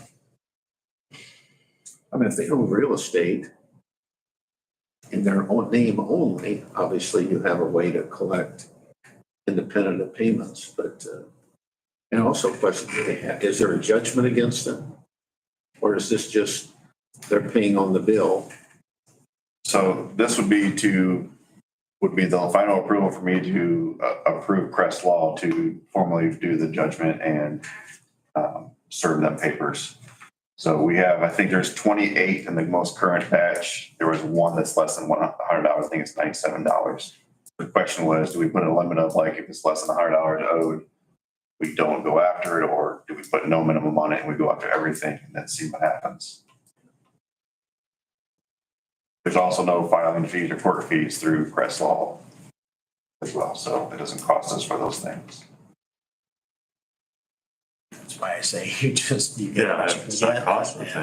But on the other point, there's payments being made directly to EMS, not through Crest, right? Correct. So you're not paying collection fees or anything like that. So those people that are paying $5 a month, you get 100% of it. However, It costs us we're more not than in the $5 collection business. We're to in the, collect and do a new invoice and mail it out and Yeah. track it. yeah. Some of these accounts are from 2013, 2015, 2016, 2017 that I'm receiving $5 typically monthly, but there's a few months that they miss here and there. So we're looking at 30 years of payments at $5 a month for their EMS Having to track that. and we're tracking that. So I know me and Will had talked about, we put a time frame, whether it's 12 months or 24 months, and then if it's not completed, you're paid in full, then it automatically goes through the collection process. Minimum payment that we send out on the invoice? There's never been one established.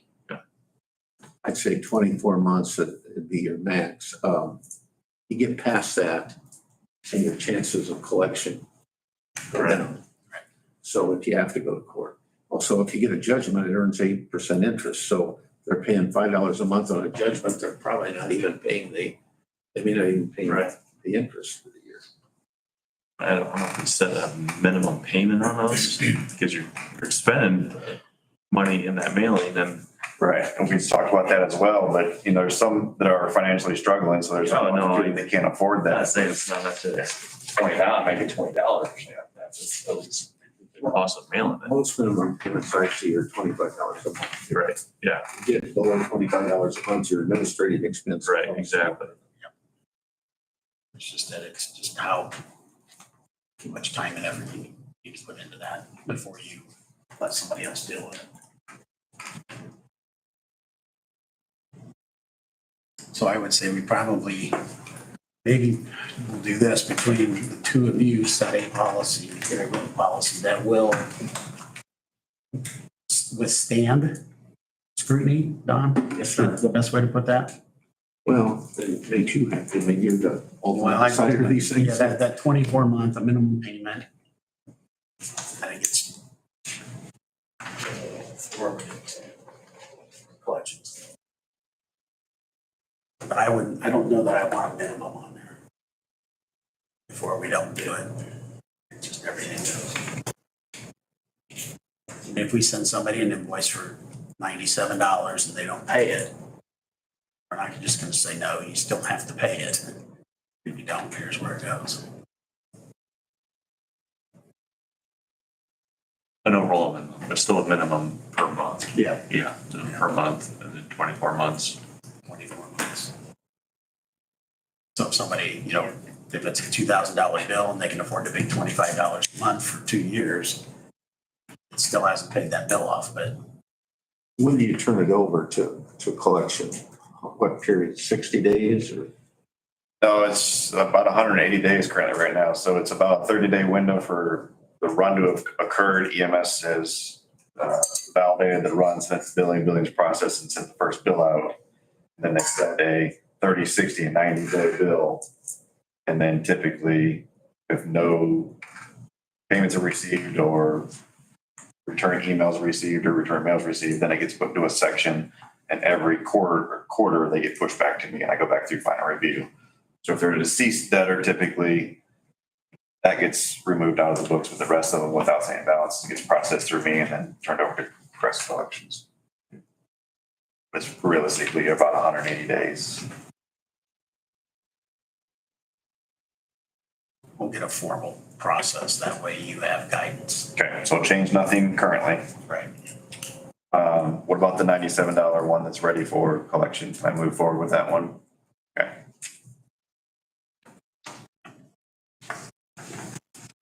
And just one other clarification. I know we talked about adding interest at all for payments. Is that something that we're interested in doing or not doing? Maximum under the consumer credit code is 1 3/4% per month. After 30 days. What do you? It's a lot of tracking. Yeah, that's a. I think if we're gonna stick to a 24 or 12 or 24 month period, then we're gonna move it off. I think we'll just see where that gets us.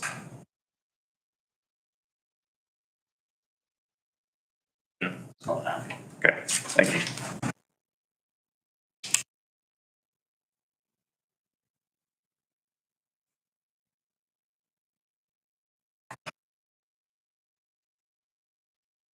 I wasn't ignoring you, by the way.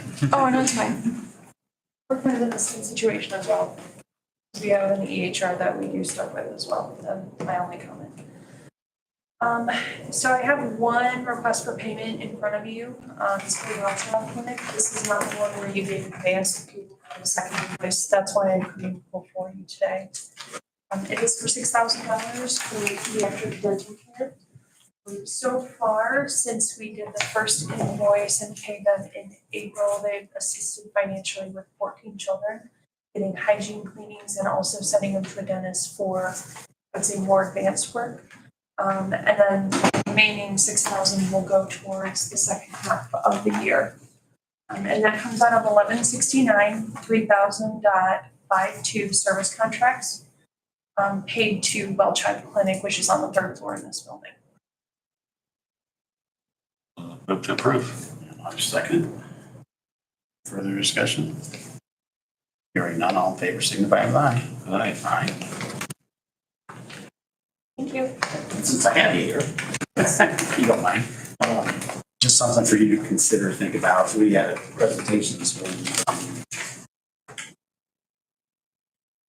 AWRC. Oh, yeah. Crisis service. Yep. You're familiar with them, I assume? Yes, I talked about it. Okay, with all of your new funding mechanisms, is that something that, or maybe I'll ask you this, can you look in to see if with any of your new funding mechanisms, there's something that would not fall under one of those? In what capacity? They're seeking funding for their operations regarding mental health issues. I know they received a state level contract. Right. Um, But is there county funding available to assist them? As of right now, I'm working on a contract with Bowen Health Services for mental health support services. And that was for $12,000. I can have a conversation with them, but the way that it's looking right now, we're already working on 2024 with potential 2025 as being a sign-on. I can look and see. The problem is mental health services vary in cost, so we would have to pin down how much they would actually use towards administrative support or direct care.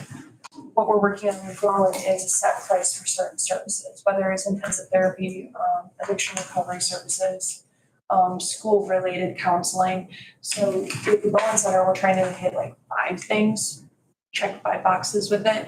With AWRC and what he is working on, that'd be crisis intervention. So I can look and see. I can't give a guaranteed yes. No, I was just gonna, I brought it up now since I had you here. I was gonna. Yes.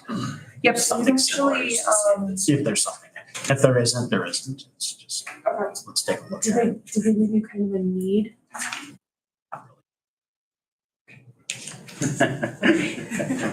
Understood. They're just looking generally for funding. Okay. I will see, but I Narrow can, that down a little bit. I will see what their status is legally if they're a nonprofit. Because I do believe there might be a couple through the State Department of Health and similar to the opioid use funding, so that could also be a use to line depending on what they're doing with it. But they would fit in the restricted funds as well as what I'm doing as well. I have that for a fact, I'm just, No, that's fine. Thank you. okay, absolutely.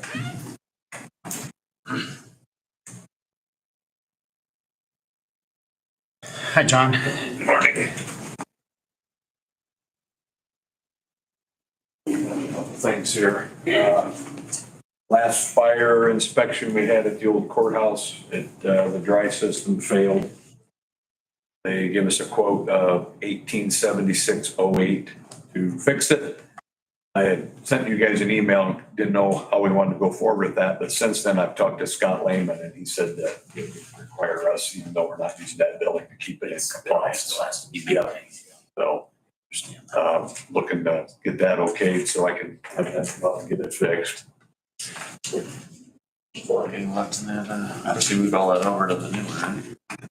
Not much left in my account. I got about $1,500 in there. You want, 3,000, about 3,900 your building maintenance. Is that a yes? Yes. All right, move to approve. I'll second. Any further discussion?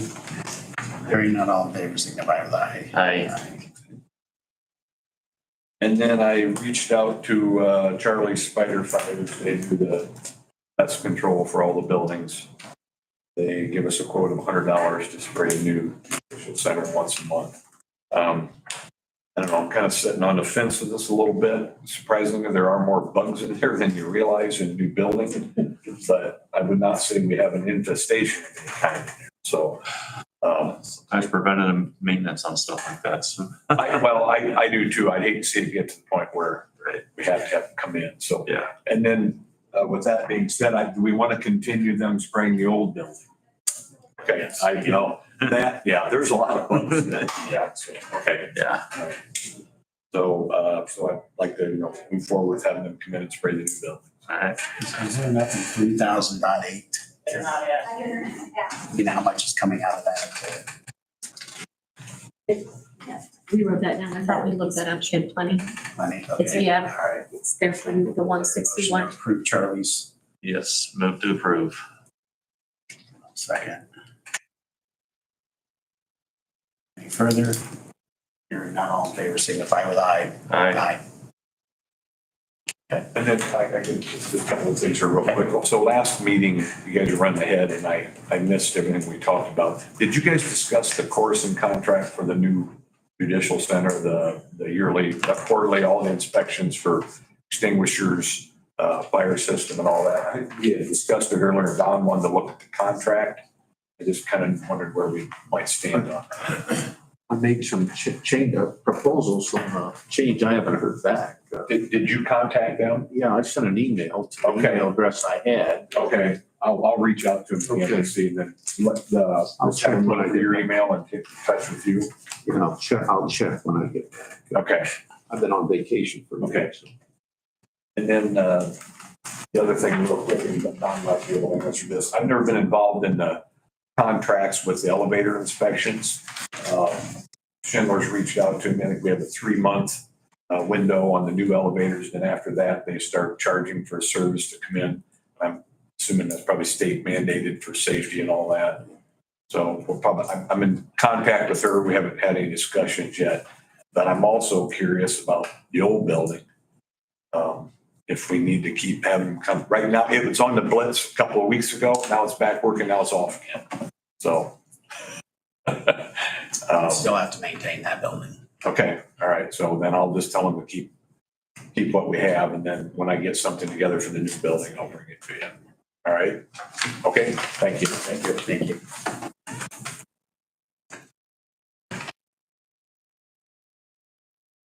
Ready, Jim? I mean. Right?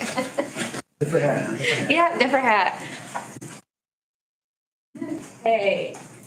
So a couple of things on today's agenda. The first one for consideration and discussion is the Certified Public Manager Program. I sent out an email to see if anybody was interested, and when I say that, I mean department heads and your elected officials. I received 6 responses. I know you said that you were going to put a request in for 3 people to attend the class in the 2025 budget. However, the Fort Wayne class is happening this fall. The first class is actually September 17th. I've talked to their program manager, and they said they are heavy hitting right now in July, trying to get those applicants in, and they will continue to do so through August. They have a mandatory minimum of 15 students that they want to have attend. So they said they'll just continue receiving those applications. I'm looking for some guidance. Did you want to forego this class in the fall that's in Fort Wayne? I personally would hate to lose that opportunity because typically it's in Fishers, and that is quite a stretch. What was the cost of it? It's just shy of $1,900 per person, and that includes all of the books and everything that they would need.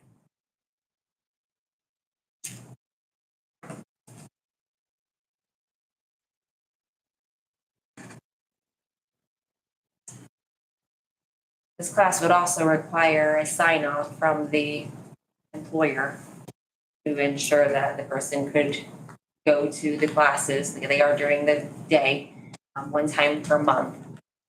If they would be okay with that. I know we talked about a potential contract as well, if people were allowed to go to that, so.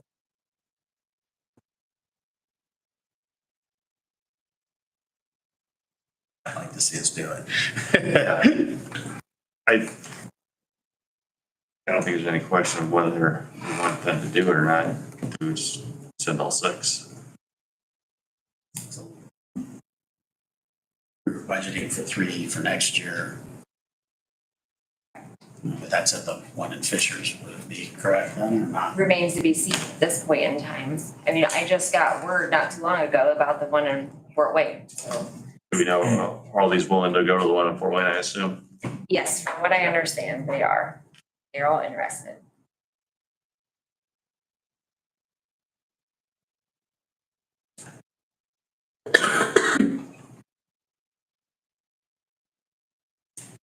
Would this be one that, they would have to sign something if they didn't complete it or didn't That's pass it, that what she was saying, that it's a possibility. pay it back?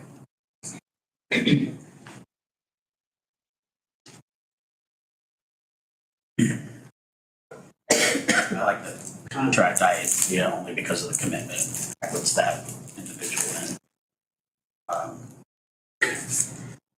And this program requires, so, and I reached out to them because I was interested in the class, but I already have a paid for and planned vacation in October. And it just happens to be over the week that they have class.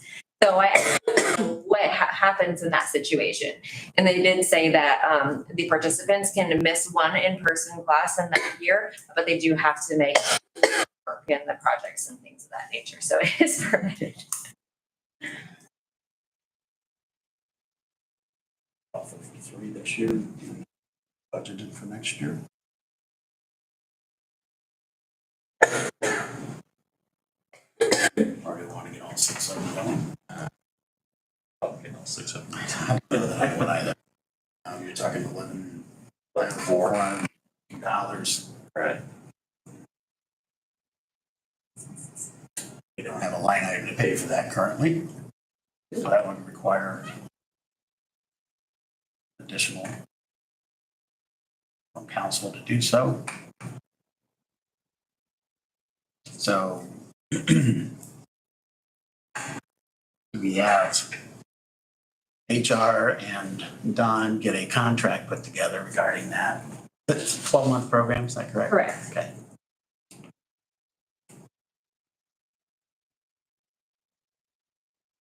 What's the number? If they do not pass the class, they reimburse the county In full?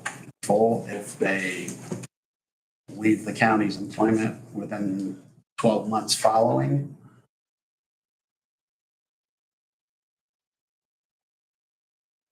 Oh, completion of the course, half reimbursement. that's what I'm thinking. There's some numbers for you to work with. Okay, so you said reimburse in full if they leave employment within 12 months following, Half of half of it? in full if they do not complete the class. Oh, Is there the ability to retest on the exam? I do not know. I'd have to reach out to Greg. Because usually what we do is if they fail the first exam, they have to pay for it privately themselves the second time.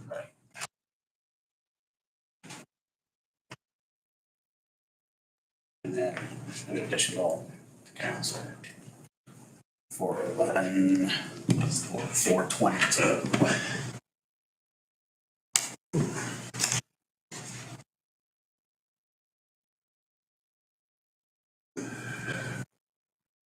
You can make that one less. Mhm. You can make that one less participant. I can't attend this because I'll be on maternity I leave. still would, we're still gonna go with that in case somebody else jumps in then. I'll do next year. I'm sitting there thinking, okay, we had 6 people respond, there's 3, do you take it, you only do half of them. yeah.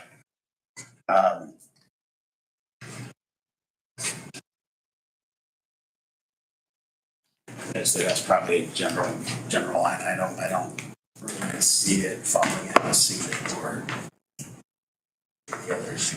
Training, not a training fund?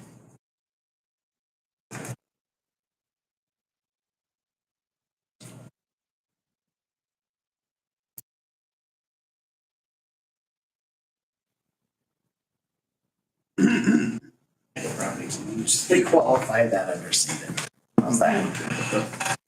Do you want me to wait until it goes to my council before I contact these people and get in contact with Greg? We gotta have funding for it. Maybe double check to make sure that they're ready to go this year. So we can get that exact number of what we want going.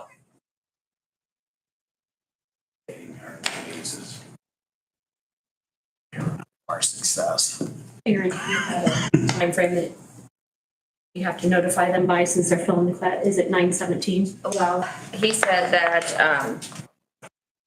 once they hit that threshold of 15 by early August, they will still accept applications until about 2 weeks before the start date, And what was the start date? 9/17. Okay, that is the start date.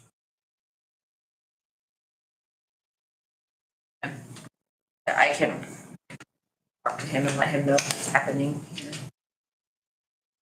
He's aware.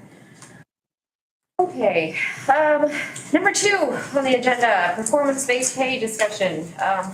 Last year during budgets, we talked about this, the potential of implementing some program. I went to county council the other day and talked to them. You know, we put the HPG program in place, had a little bit of training there. I gave the best practices of other county governments with performance-based pay. Do you guys have that too? Kelly, did they get that? My, No, okay, I can send they it. might have quite a while ago, but. Okay, I can send that too as well. I am just looking for some guidance for budget time on what we would like to see. I can have multiple different programs drafted.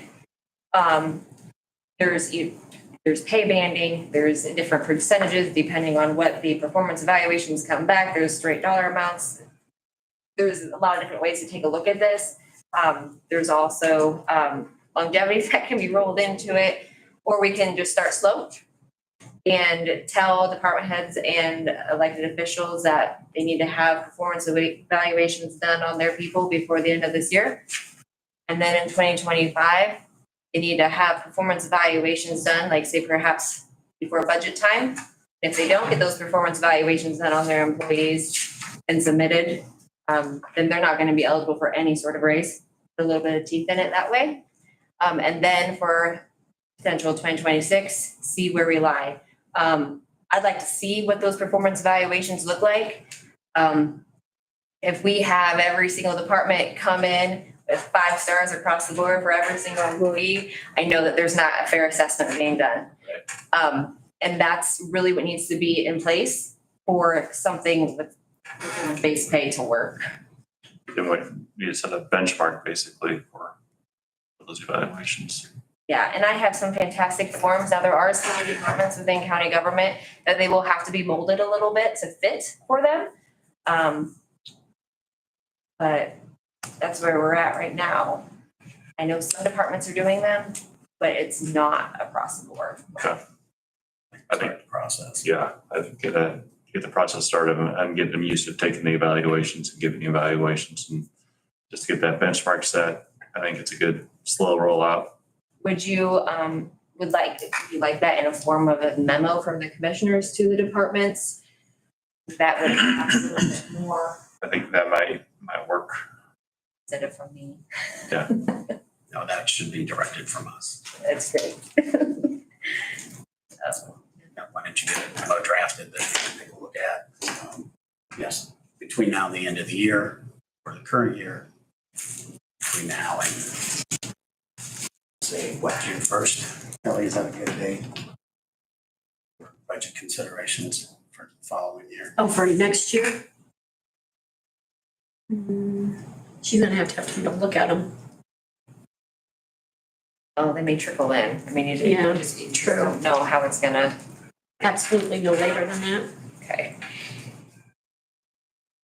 And you're talking the evaluations in 2025. For end of year for 2024. Or To your point, to put some basis behind it, if they're not completed, both of them are not. Yeah. That they may be taken out of consideration. Not that they will. Right. yeah, this is something, this is similar to what another county near us did in hopes to transition to performance-based pay, but they ended up not transitioning over to that. But they really want to keep the performance evaluations as something that's required because they like seeing how everything's going. Okay, I will work with Abby on that too. Okay, then the third item, I received a request last week from Mike Thomas Realtors. They would like to put on another luncheon for us up at the courthouse green space. This would be taking place on September 3rd. It sounds like they may roll in the city as well, just kind of do a government sort of luncheon for all of our employees. So they just request permission to do that. The picnic table could be by then.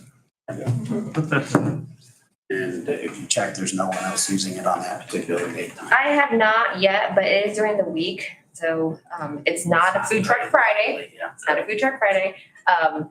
So I can double check with Gary on that. I was gonna say check with Abby too, because she's got a calendar going for the green space. Okay. I have a motion to allow that, subject to Yes, I'll make a motion to approve that based on the availability of the space. Second. Any further discussion? Hearing none, all in favor, signify with aye. Aye. Thank you so much. Thank you.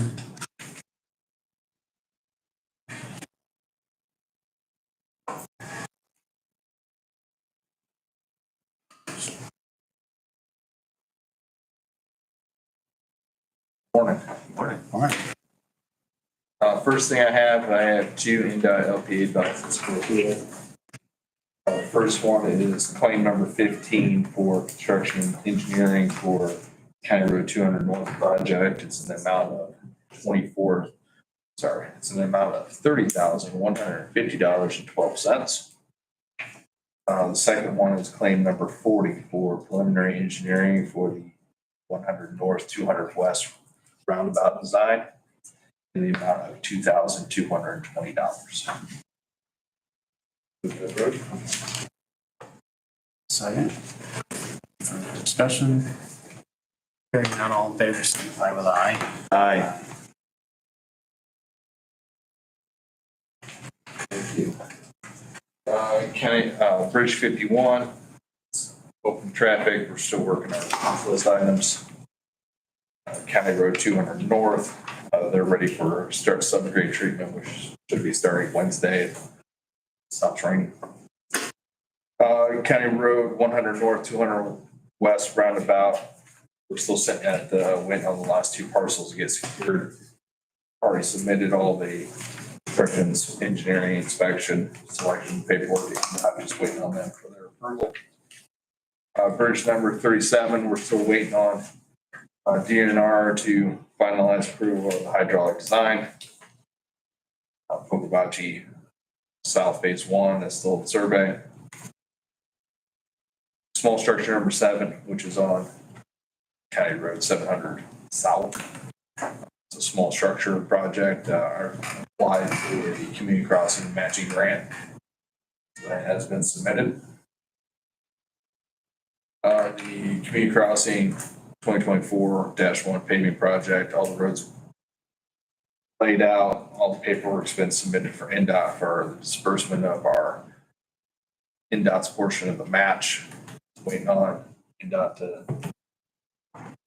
turn payment back to us so we can give them to proceed to E&B and start paving.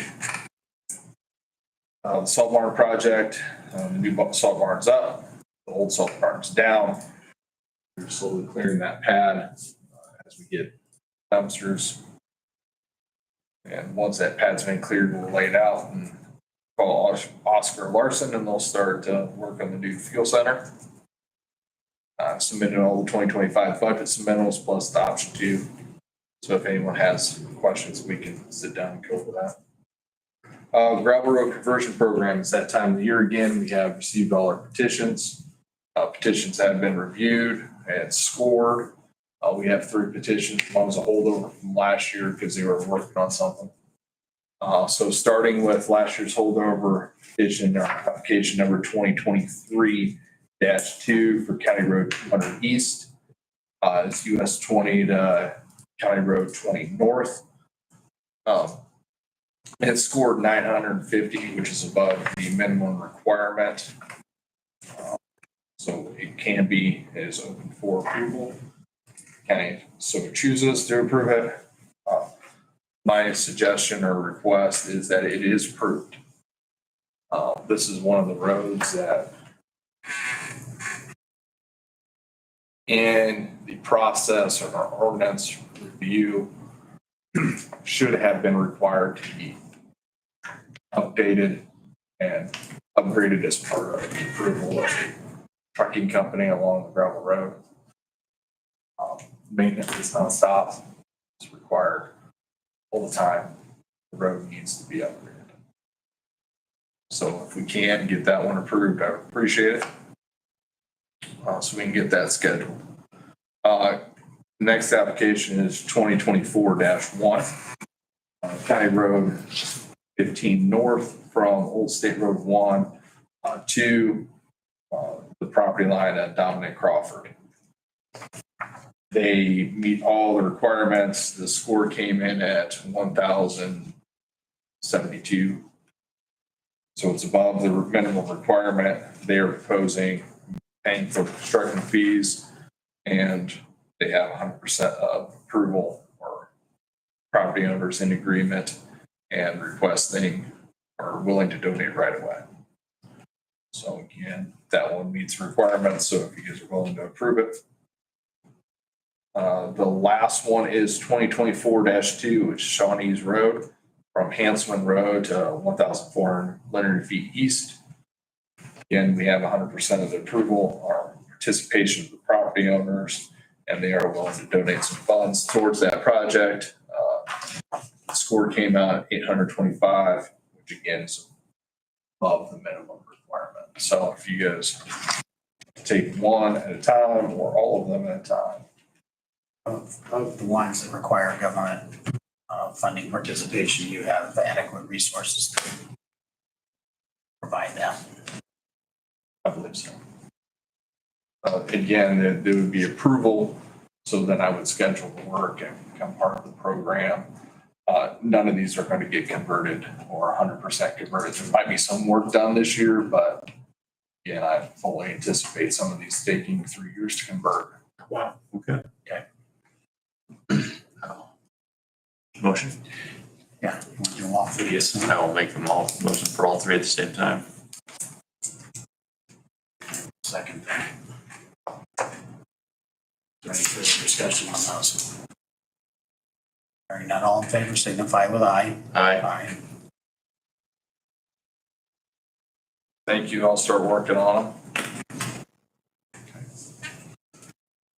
Countywide bridge inspection and consultant selection. Got it done this morning. So here are the final scores.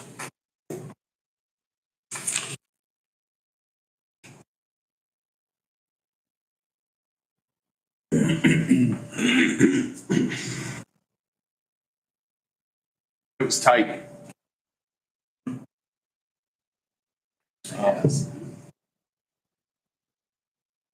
They're all competent, capable firms.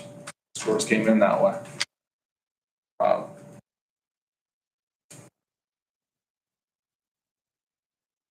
The top three firms, PLC, Lockmuller Group, and SJCA, and all the scores showed that.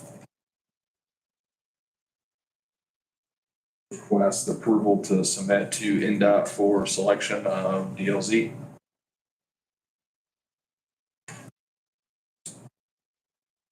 I'll make a motion to approve DLC. Second that. Okay, further discussion? All in favor signify with aye. Aye.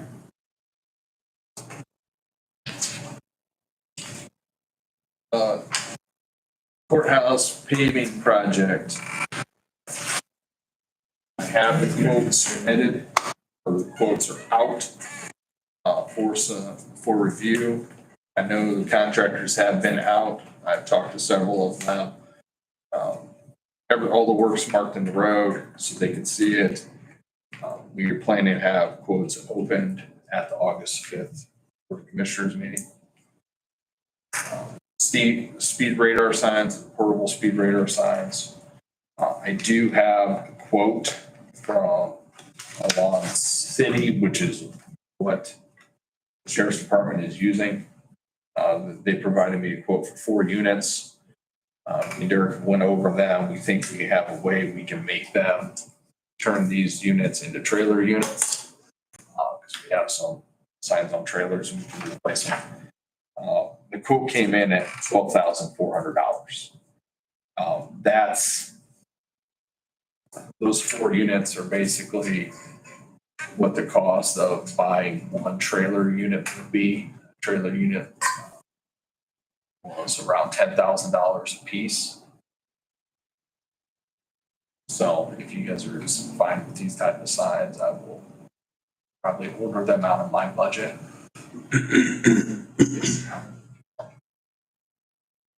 Yeah, these will be sufficient for what you will need them for working and you think, or?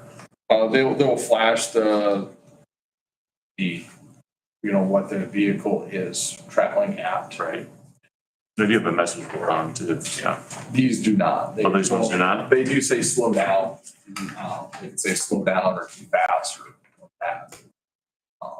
But we can, we actually have a couple of trailers that we can bring up so that they can be permanently mounted on those trailers. And then we can park them. So you have enough for all 4? $12,000. I think I have enough in my sign account right now. Do you have enough trailers to? I have 4 trailers. That won't prohibit or hinder any of your other signage needs. Not right now. Okay. I should be able to pay for them. To approve? I'll second that. Got further discussion? All in favor, signify with aye. Aye. Okay. Sorry, I got a list this Yeah, you're fine. going down the list. We did have a claim, an insurance claim. Part of the claim repair is a damaged mailbox, and I'm requesting official approval to use the county credit card to purchase, replace the exact post and mailbox for the homeowner. The homeowner, we went to Menards to try to find it. They don't have the exact mailbox, but they do have the exact mailbox at Grand Rapids. But we can't order it from Grand Rapids, so we'd have to order it online. The exact mailbox is $63.79, and the post is $99.34. But again, we have to use the county credit card to order it online. Move to approve? Second. Any further? Not all in favor, signify with aye. Aye. I appreciate it. Highway Department, general operations, we are grading gravel road because it likes to keep raining now. And patching, working on signs, and we're still mowing. And some other chips here. Did you get the hot patch yet, the machine? Yes, we got. That's right, yeah. Good. All I have, and we got up the last, the 275 north speed radar signs this morning. Okay. So the ones that were donated are up. Great. Thanks, Chip. Yeah, thank you, Chip. All right, thank you. Oh, Yes. Craig Benson, just checking on the status of the revised legal. We're waiting on the surveyor. We're waiting on the surveyor. okay. That was advised, they're very busy, so. Who's the surveyor?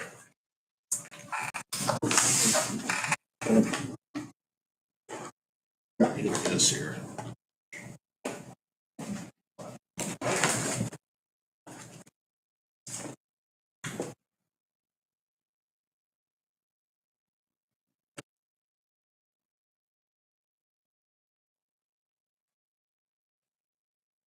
Roland, Oh, okay.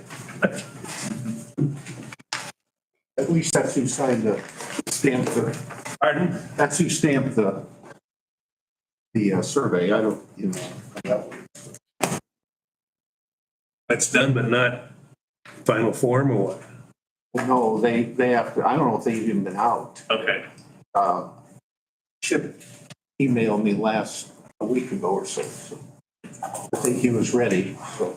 Ross was on a 2-week vacation about 3 weeks ago, so I slowed things. Okay. Okay, other business claims. Move to approve claims. Second. I'm sorry, wait a minute. What did we do? His motion, Claims. second claims of $1,030,500. Any questions? Hearing none, all in favor, signify with aye. Aye. Payroll for July 12th, $529,453.10. I'll second that. I had to get one in. Yep. Any further discussion? Hearing none, all in favor, signify with aye. Aye.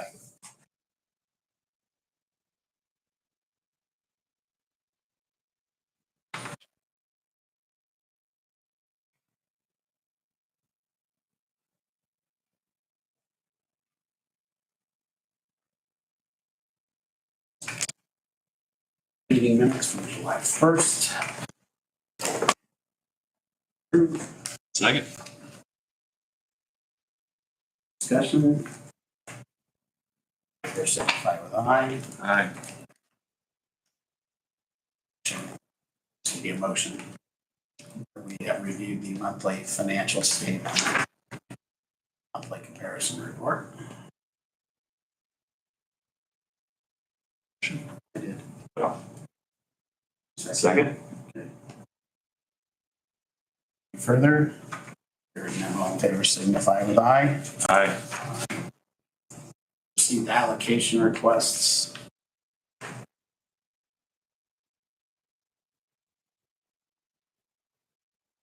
think we structured that just a little differently based on our work session.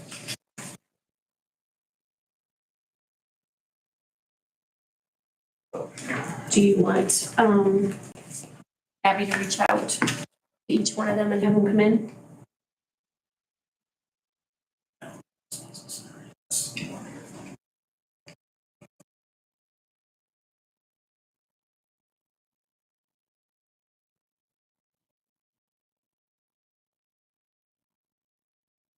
It's probably beyond, but I think there was more requested than what we allocated.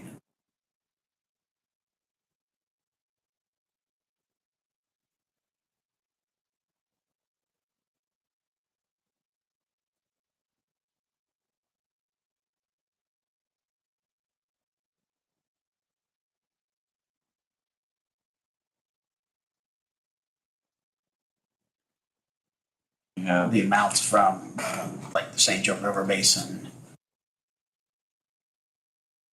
Region 3A. those can remain the same as what they've requested.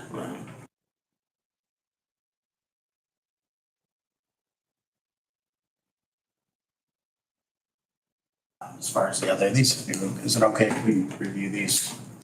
So Commissioner Schultz back. So up at our next one, we'll just have an opportunity to review them now.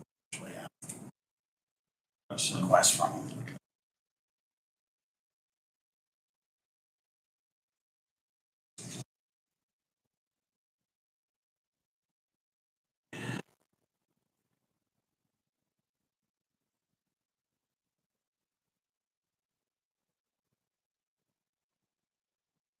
Here.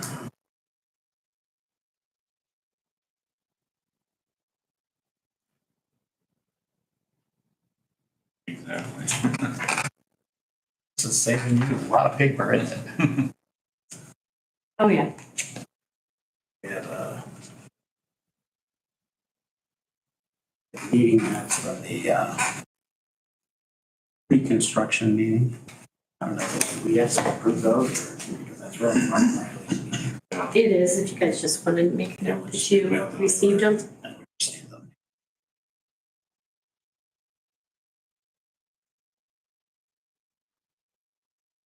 Final reading for zoning ordinance D 24-02. That just by title, can't we? Motion to approve. Yeah, I'll make a motion to approve that we did that one. It's the final meeting. Motion by Andy, I'll second. Any further discussion? Hearing none, all in favor signify with aye. Aye. Request from Rubel, is that his name? For his annual bike route for his marathon, I believe we've done that, and he's also provided insurance coverage. There a motion to approve that? I'll make a motion to approve. I will second. Any further discussion? Yeah. So, we need to read through here real quick. Looks like he's already been in touch with the sheriff's department. Chris Emmerich, I don't know about Chip. If Chip needs a copy of this also. Right. Those were the only three that I thought of. Was sheriff, whatever state it's in, and then Chip, unless there's another one that we need to notify.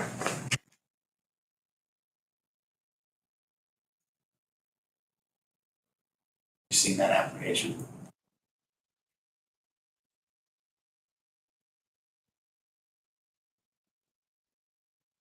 If you don't mind, Chip.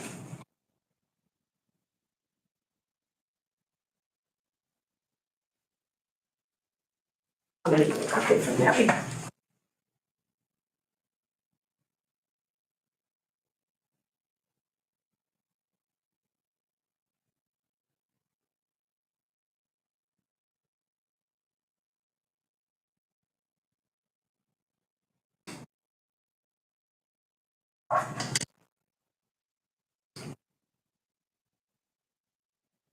This is used for just the bike portion.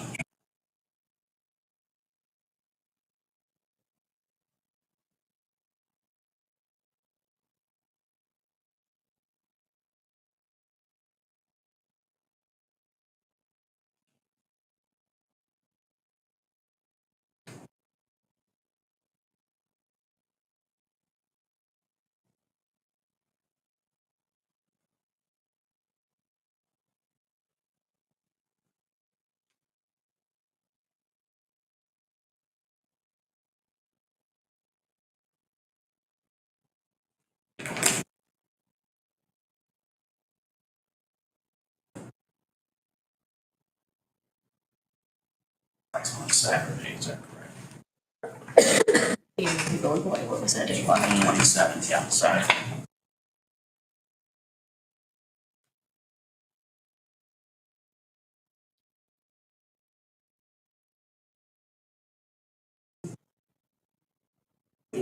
Good.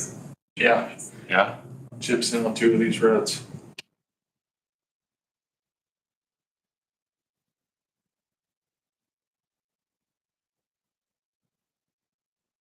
And I can't guarantee that they're gonna be swept. And with the weather, what they were actually gonna get to Chip's Hill. That's about not good with bikes. Not good on bicycles. No. 5 miles of the route.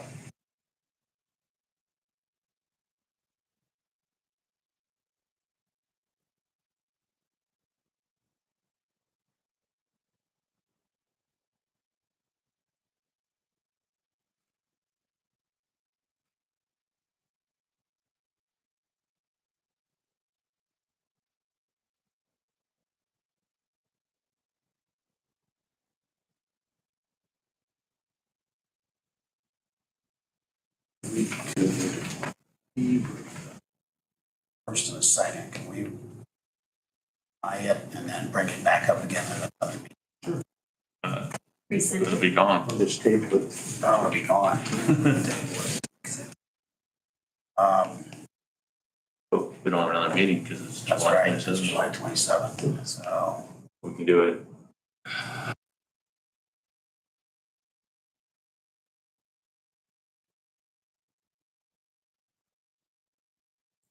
If you reroutes it to Chip's approval,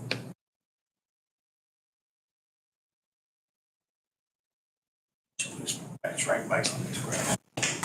no, But that's what Chip's gonna have to be the, Chip, the sheriff, to be overall.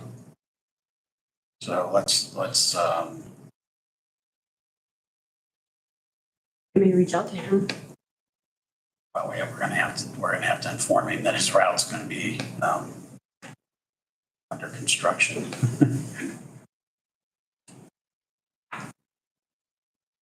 Let's table the vote, okay? And then we can rescind it at the next meeting, correct? Okay, in the meantime, maybe we can, come to a resolution with him.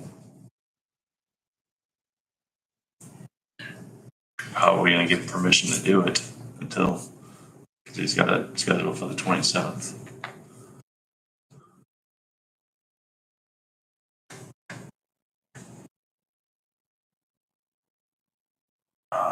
Well, if you want to amend your motion, then subject to approval of highway I department. think that might be the easiest thing to do. Yeah, Okay, go with that. I'll amend my motion to include the approval of the highway department and the sheriff's department of a reroute. And my second. There we go. Okay, all in favor, signify with aye. Aye. So can you contact him? And then maybe he and Jim can have a discussion and route it accordingly. That's a safety issue.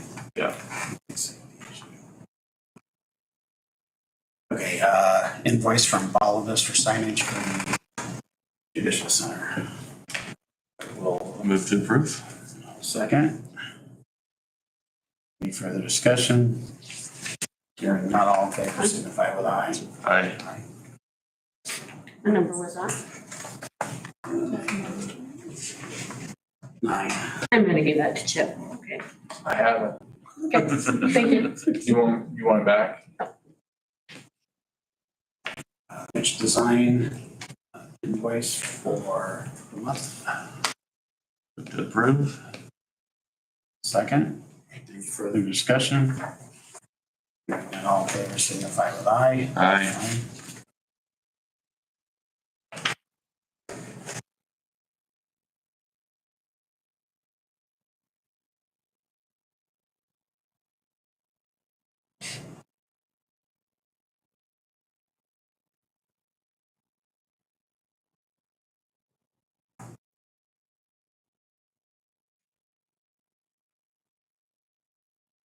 And you've made the necessary adjustments based on wage changes, correct? Is that what I'm seeing?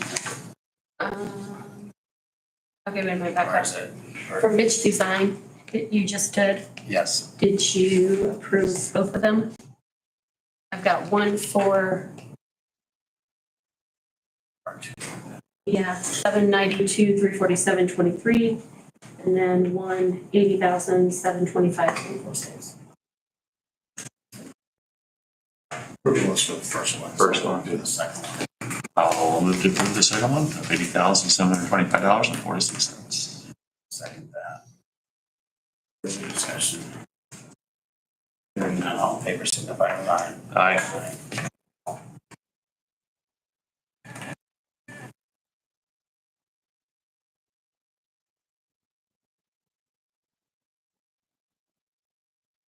I'm sorry, the balance due on that first one was not the 7. That was the total invoice. Did we already pay part of that? It was 268,503. Right.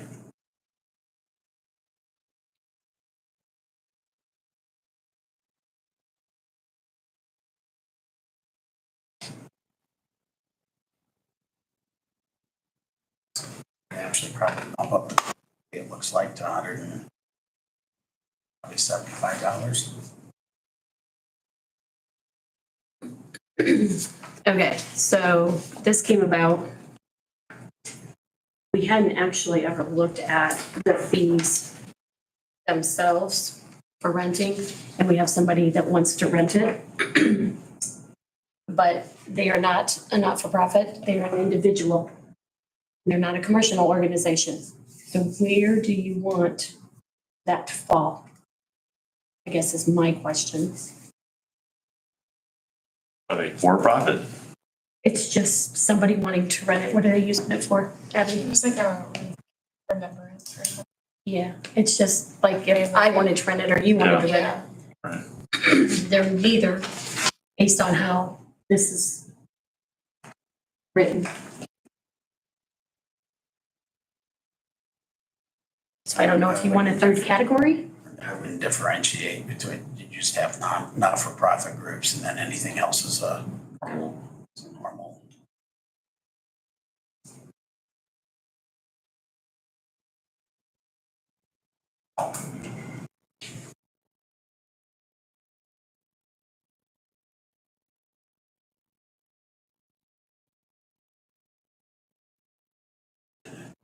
You get the custodial fees, we probably need to put that at 175.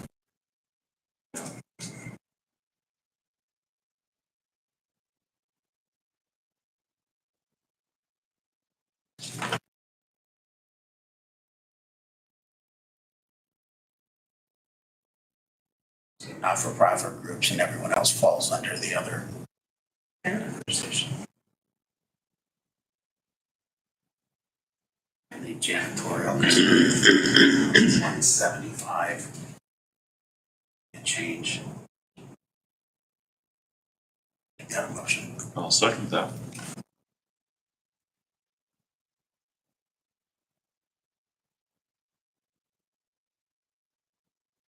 Any further discussion? Hearing none, all in favor signify with aye. Aye. Okay, the rest of the fees are fine then? Move forward. So I think so.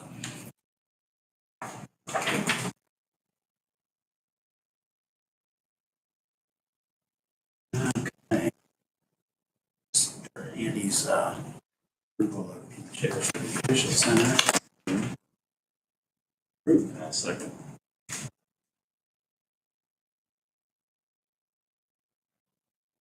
Bond item.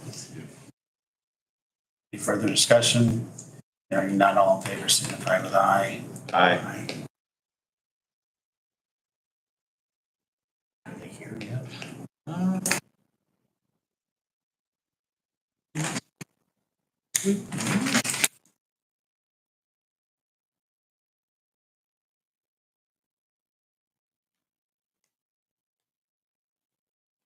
Separate invoices.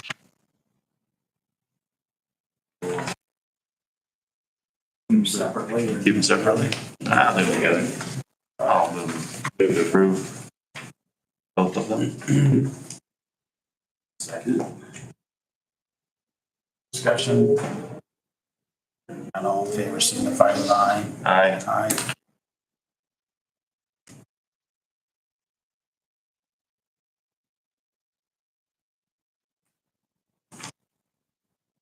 Gary called me regarding the mini split. In the, what's the third floor or second floor? Whatever it was. Yeah, to your room? Yeah. No, it's on this floor. Second floor. Hey, you have a mini split that have not been operating functionally properly. The one that's in there is 20 plus years old. You had an estimate. I think he just sent that to me. He did send that. I saw that, yeah. He had been in contact with Tammy also. Yeah, that's a Q gap.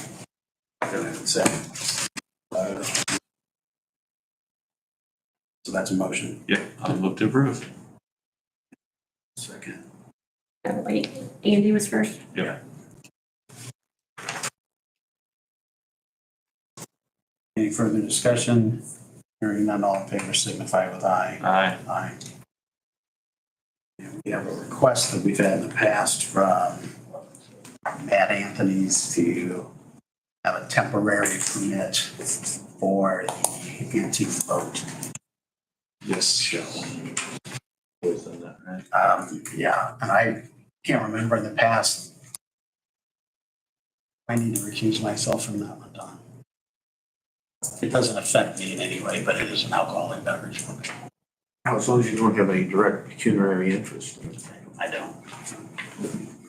I'll move to approve. Second. Any further discussion? Hearing none, all in favor, signify with aye. Aye. Aye. needs to sign that.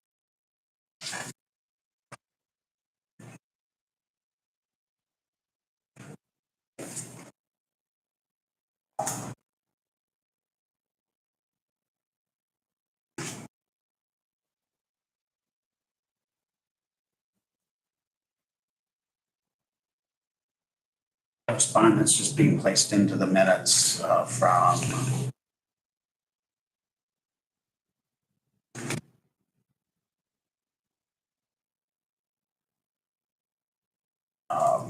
what was your group called? Which one? Doing that quiet title. Oh, What was your tax? yeah. It's the Kilmore Quiet Title.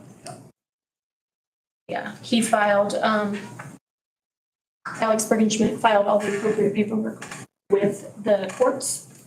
And this is just where Judge Fee signed off on that, just to let you guys know.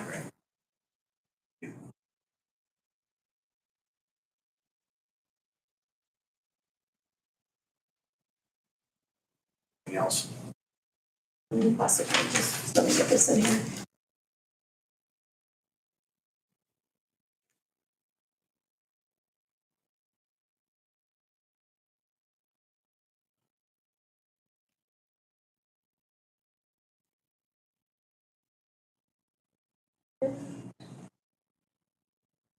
You guys got the email and the information on the Walker property demoed? Okay. And I responded to that. Saw that. Not yet, but I'll take a look. We got that. Gary's quote. Is Erin still in here? I'm here. Do we want to discuss the Spillman IT salary, or is that another time? No, we need to talk about that. Just clarification, basically, because we still have, Tammy's here. She has transitioned over to the Spillman position. You do not currently have an IT director in place. So do you want her paid for her Spillman wage from that line, obviously, and then since she's still doing IT director responsibilities, pay for the difference On that. from the IT director line? Were you wanting her to track her hours and pay her hourly for IT director tasks? What are your thoughts there? How can we do that? How can we do that? Because I think she needs to since track she's her hours Well, I would agree she needs to track her hours is that. for However, IT. does that become an overtime situation? Because, No, because they're both SOs. okay, So she needs to be tracking her time anyway, but it would not be a set dollar amount every 2 weeks. It would just be what time she. ever, yes. No. The hourly rate. Spillman at the Spillman rate, IT at the IT. Okay. Don't you agree? Okay. Okay. Sorry, I was reading the ordinance here real quick.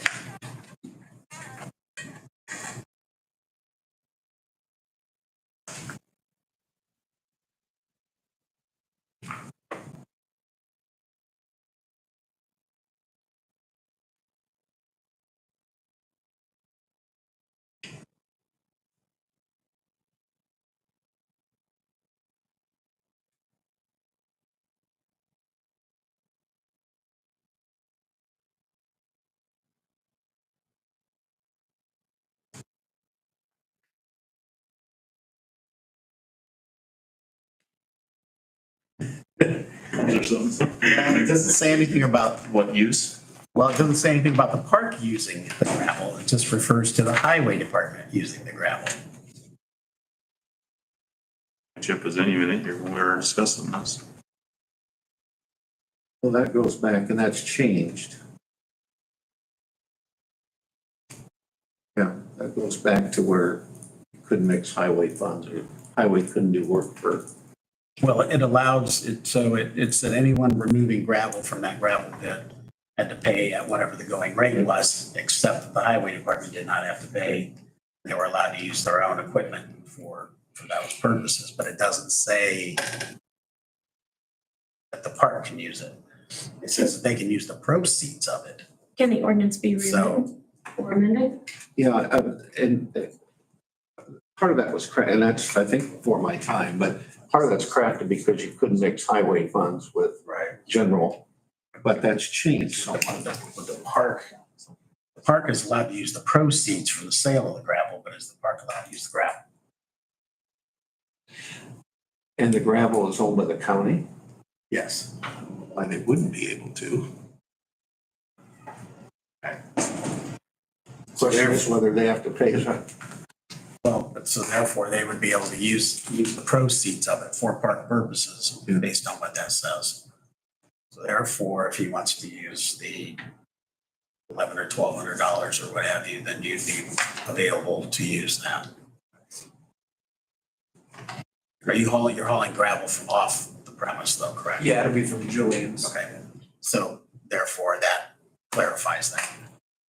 So, Only using the proceeds, not the gravel. yeah, so I'd make a motion that he can use the funds out of, what was it, 4,900? 4901. 4901. 49,100. Second. Any further discussion? Hearing none, all in favor, signify with aye. Aye. Thank you for your patience on that. This will come clear. Okay, any further?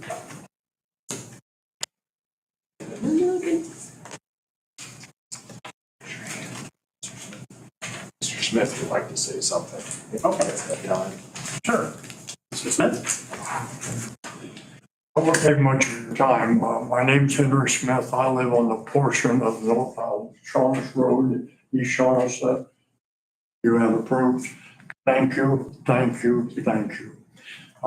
It's been years.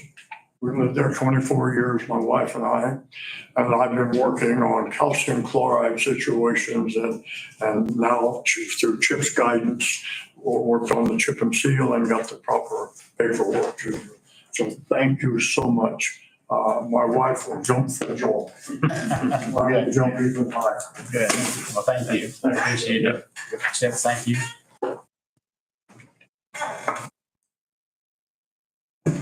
So I can do both Julian's and Steve Blair then.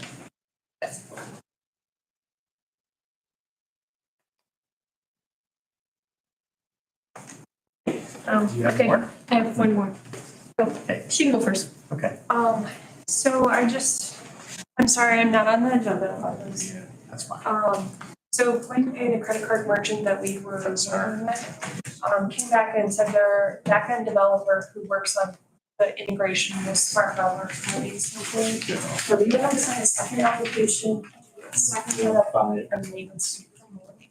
That's for the building department and they have to be separate, but they can be under the same umbrella. Originally, when we had a discussion with them, they said they would not be an issue, it would just be ones that the one maintenance fee.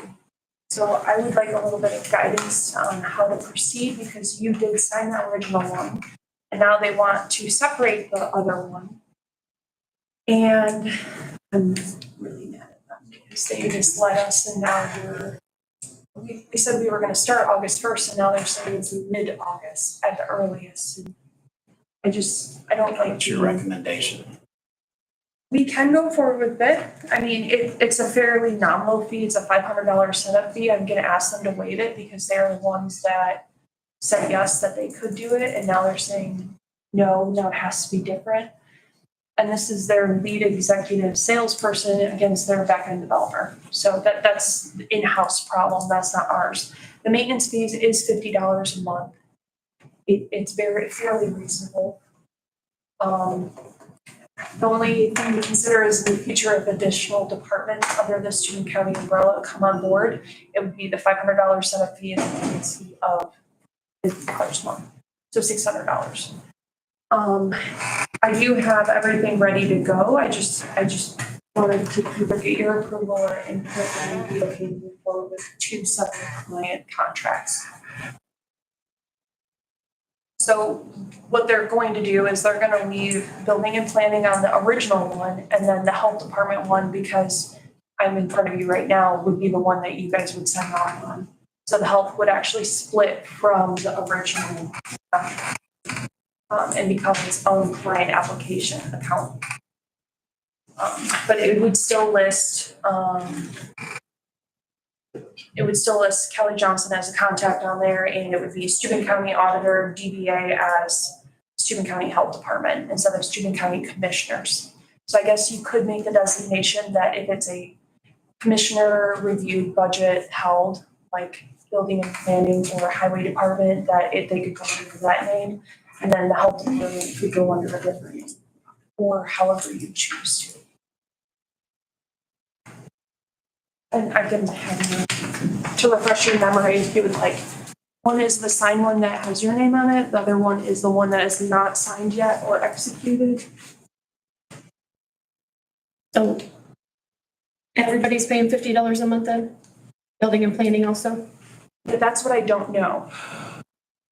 Because this just happened and I'm worried about if we delay another 2 weeks, that would put us to the end of August, September.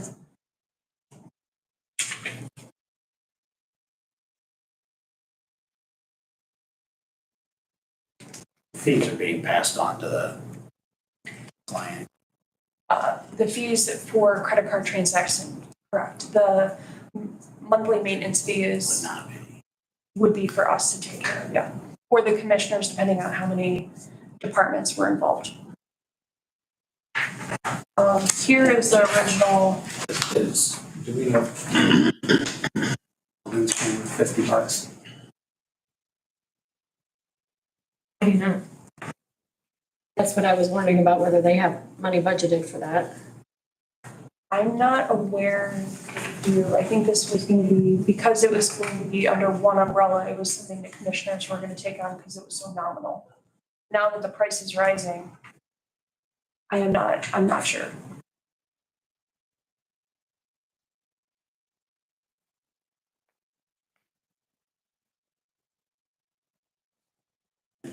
Your software is what's the .gov? I'm sorry? What's your software that you're using? SmartGov. SmartGov. Correct. And that is something that the commissioners are paying for overall.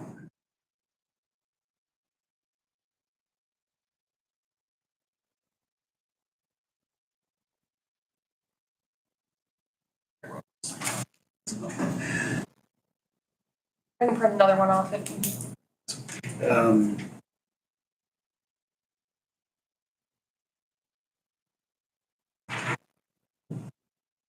You guys want to think about, are you guys meeting at 2? Yeah.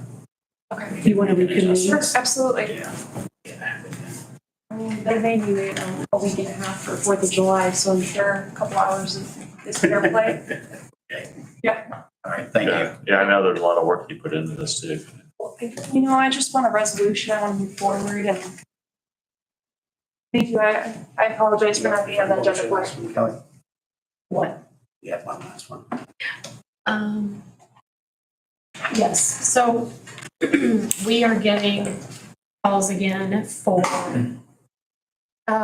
people wanting to put in quotes for our entire computer systems, for insurance. And in the past, you guys have approved just a memo to go out that the commissioners are not taking any new bids at this time for any of that. And I just want to know if we can type that up again and let them know when they call. It's for the big stuff, like our insurance or all the computers or. Because we're extremely. We are seeking potential for outsourcing the IT stuff. Okay, that's different. In terms of insurance and service contracts and everything, pretty much set where we're at. Okay, so I'm thinking like the printers and that kind of stuff, or like if they're wanting to provide a lot of laptops or the insurance, because we already use Jody and she's phenomenal. And she does go out and seek the best pricing she can find for us. And I know that Preston and Rowe, they go out and they seek. So those are the ones that I'm actually referring to. but it's your call. In the past, we've just had a memo typed up that we've already, That's fine. okay, It's fine. but you are seeking, IT. All right, anything else? We are in recess. What's going on with King? Let's connect.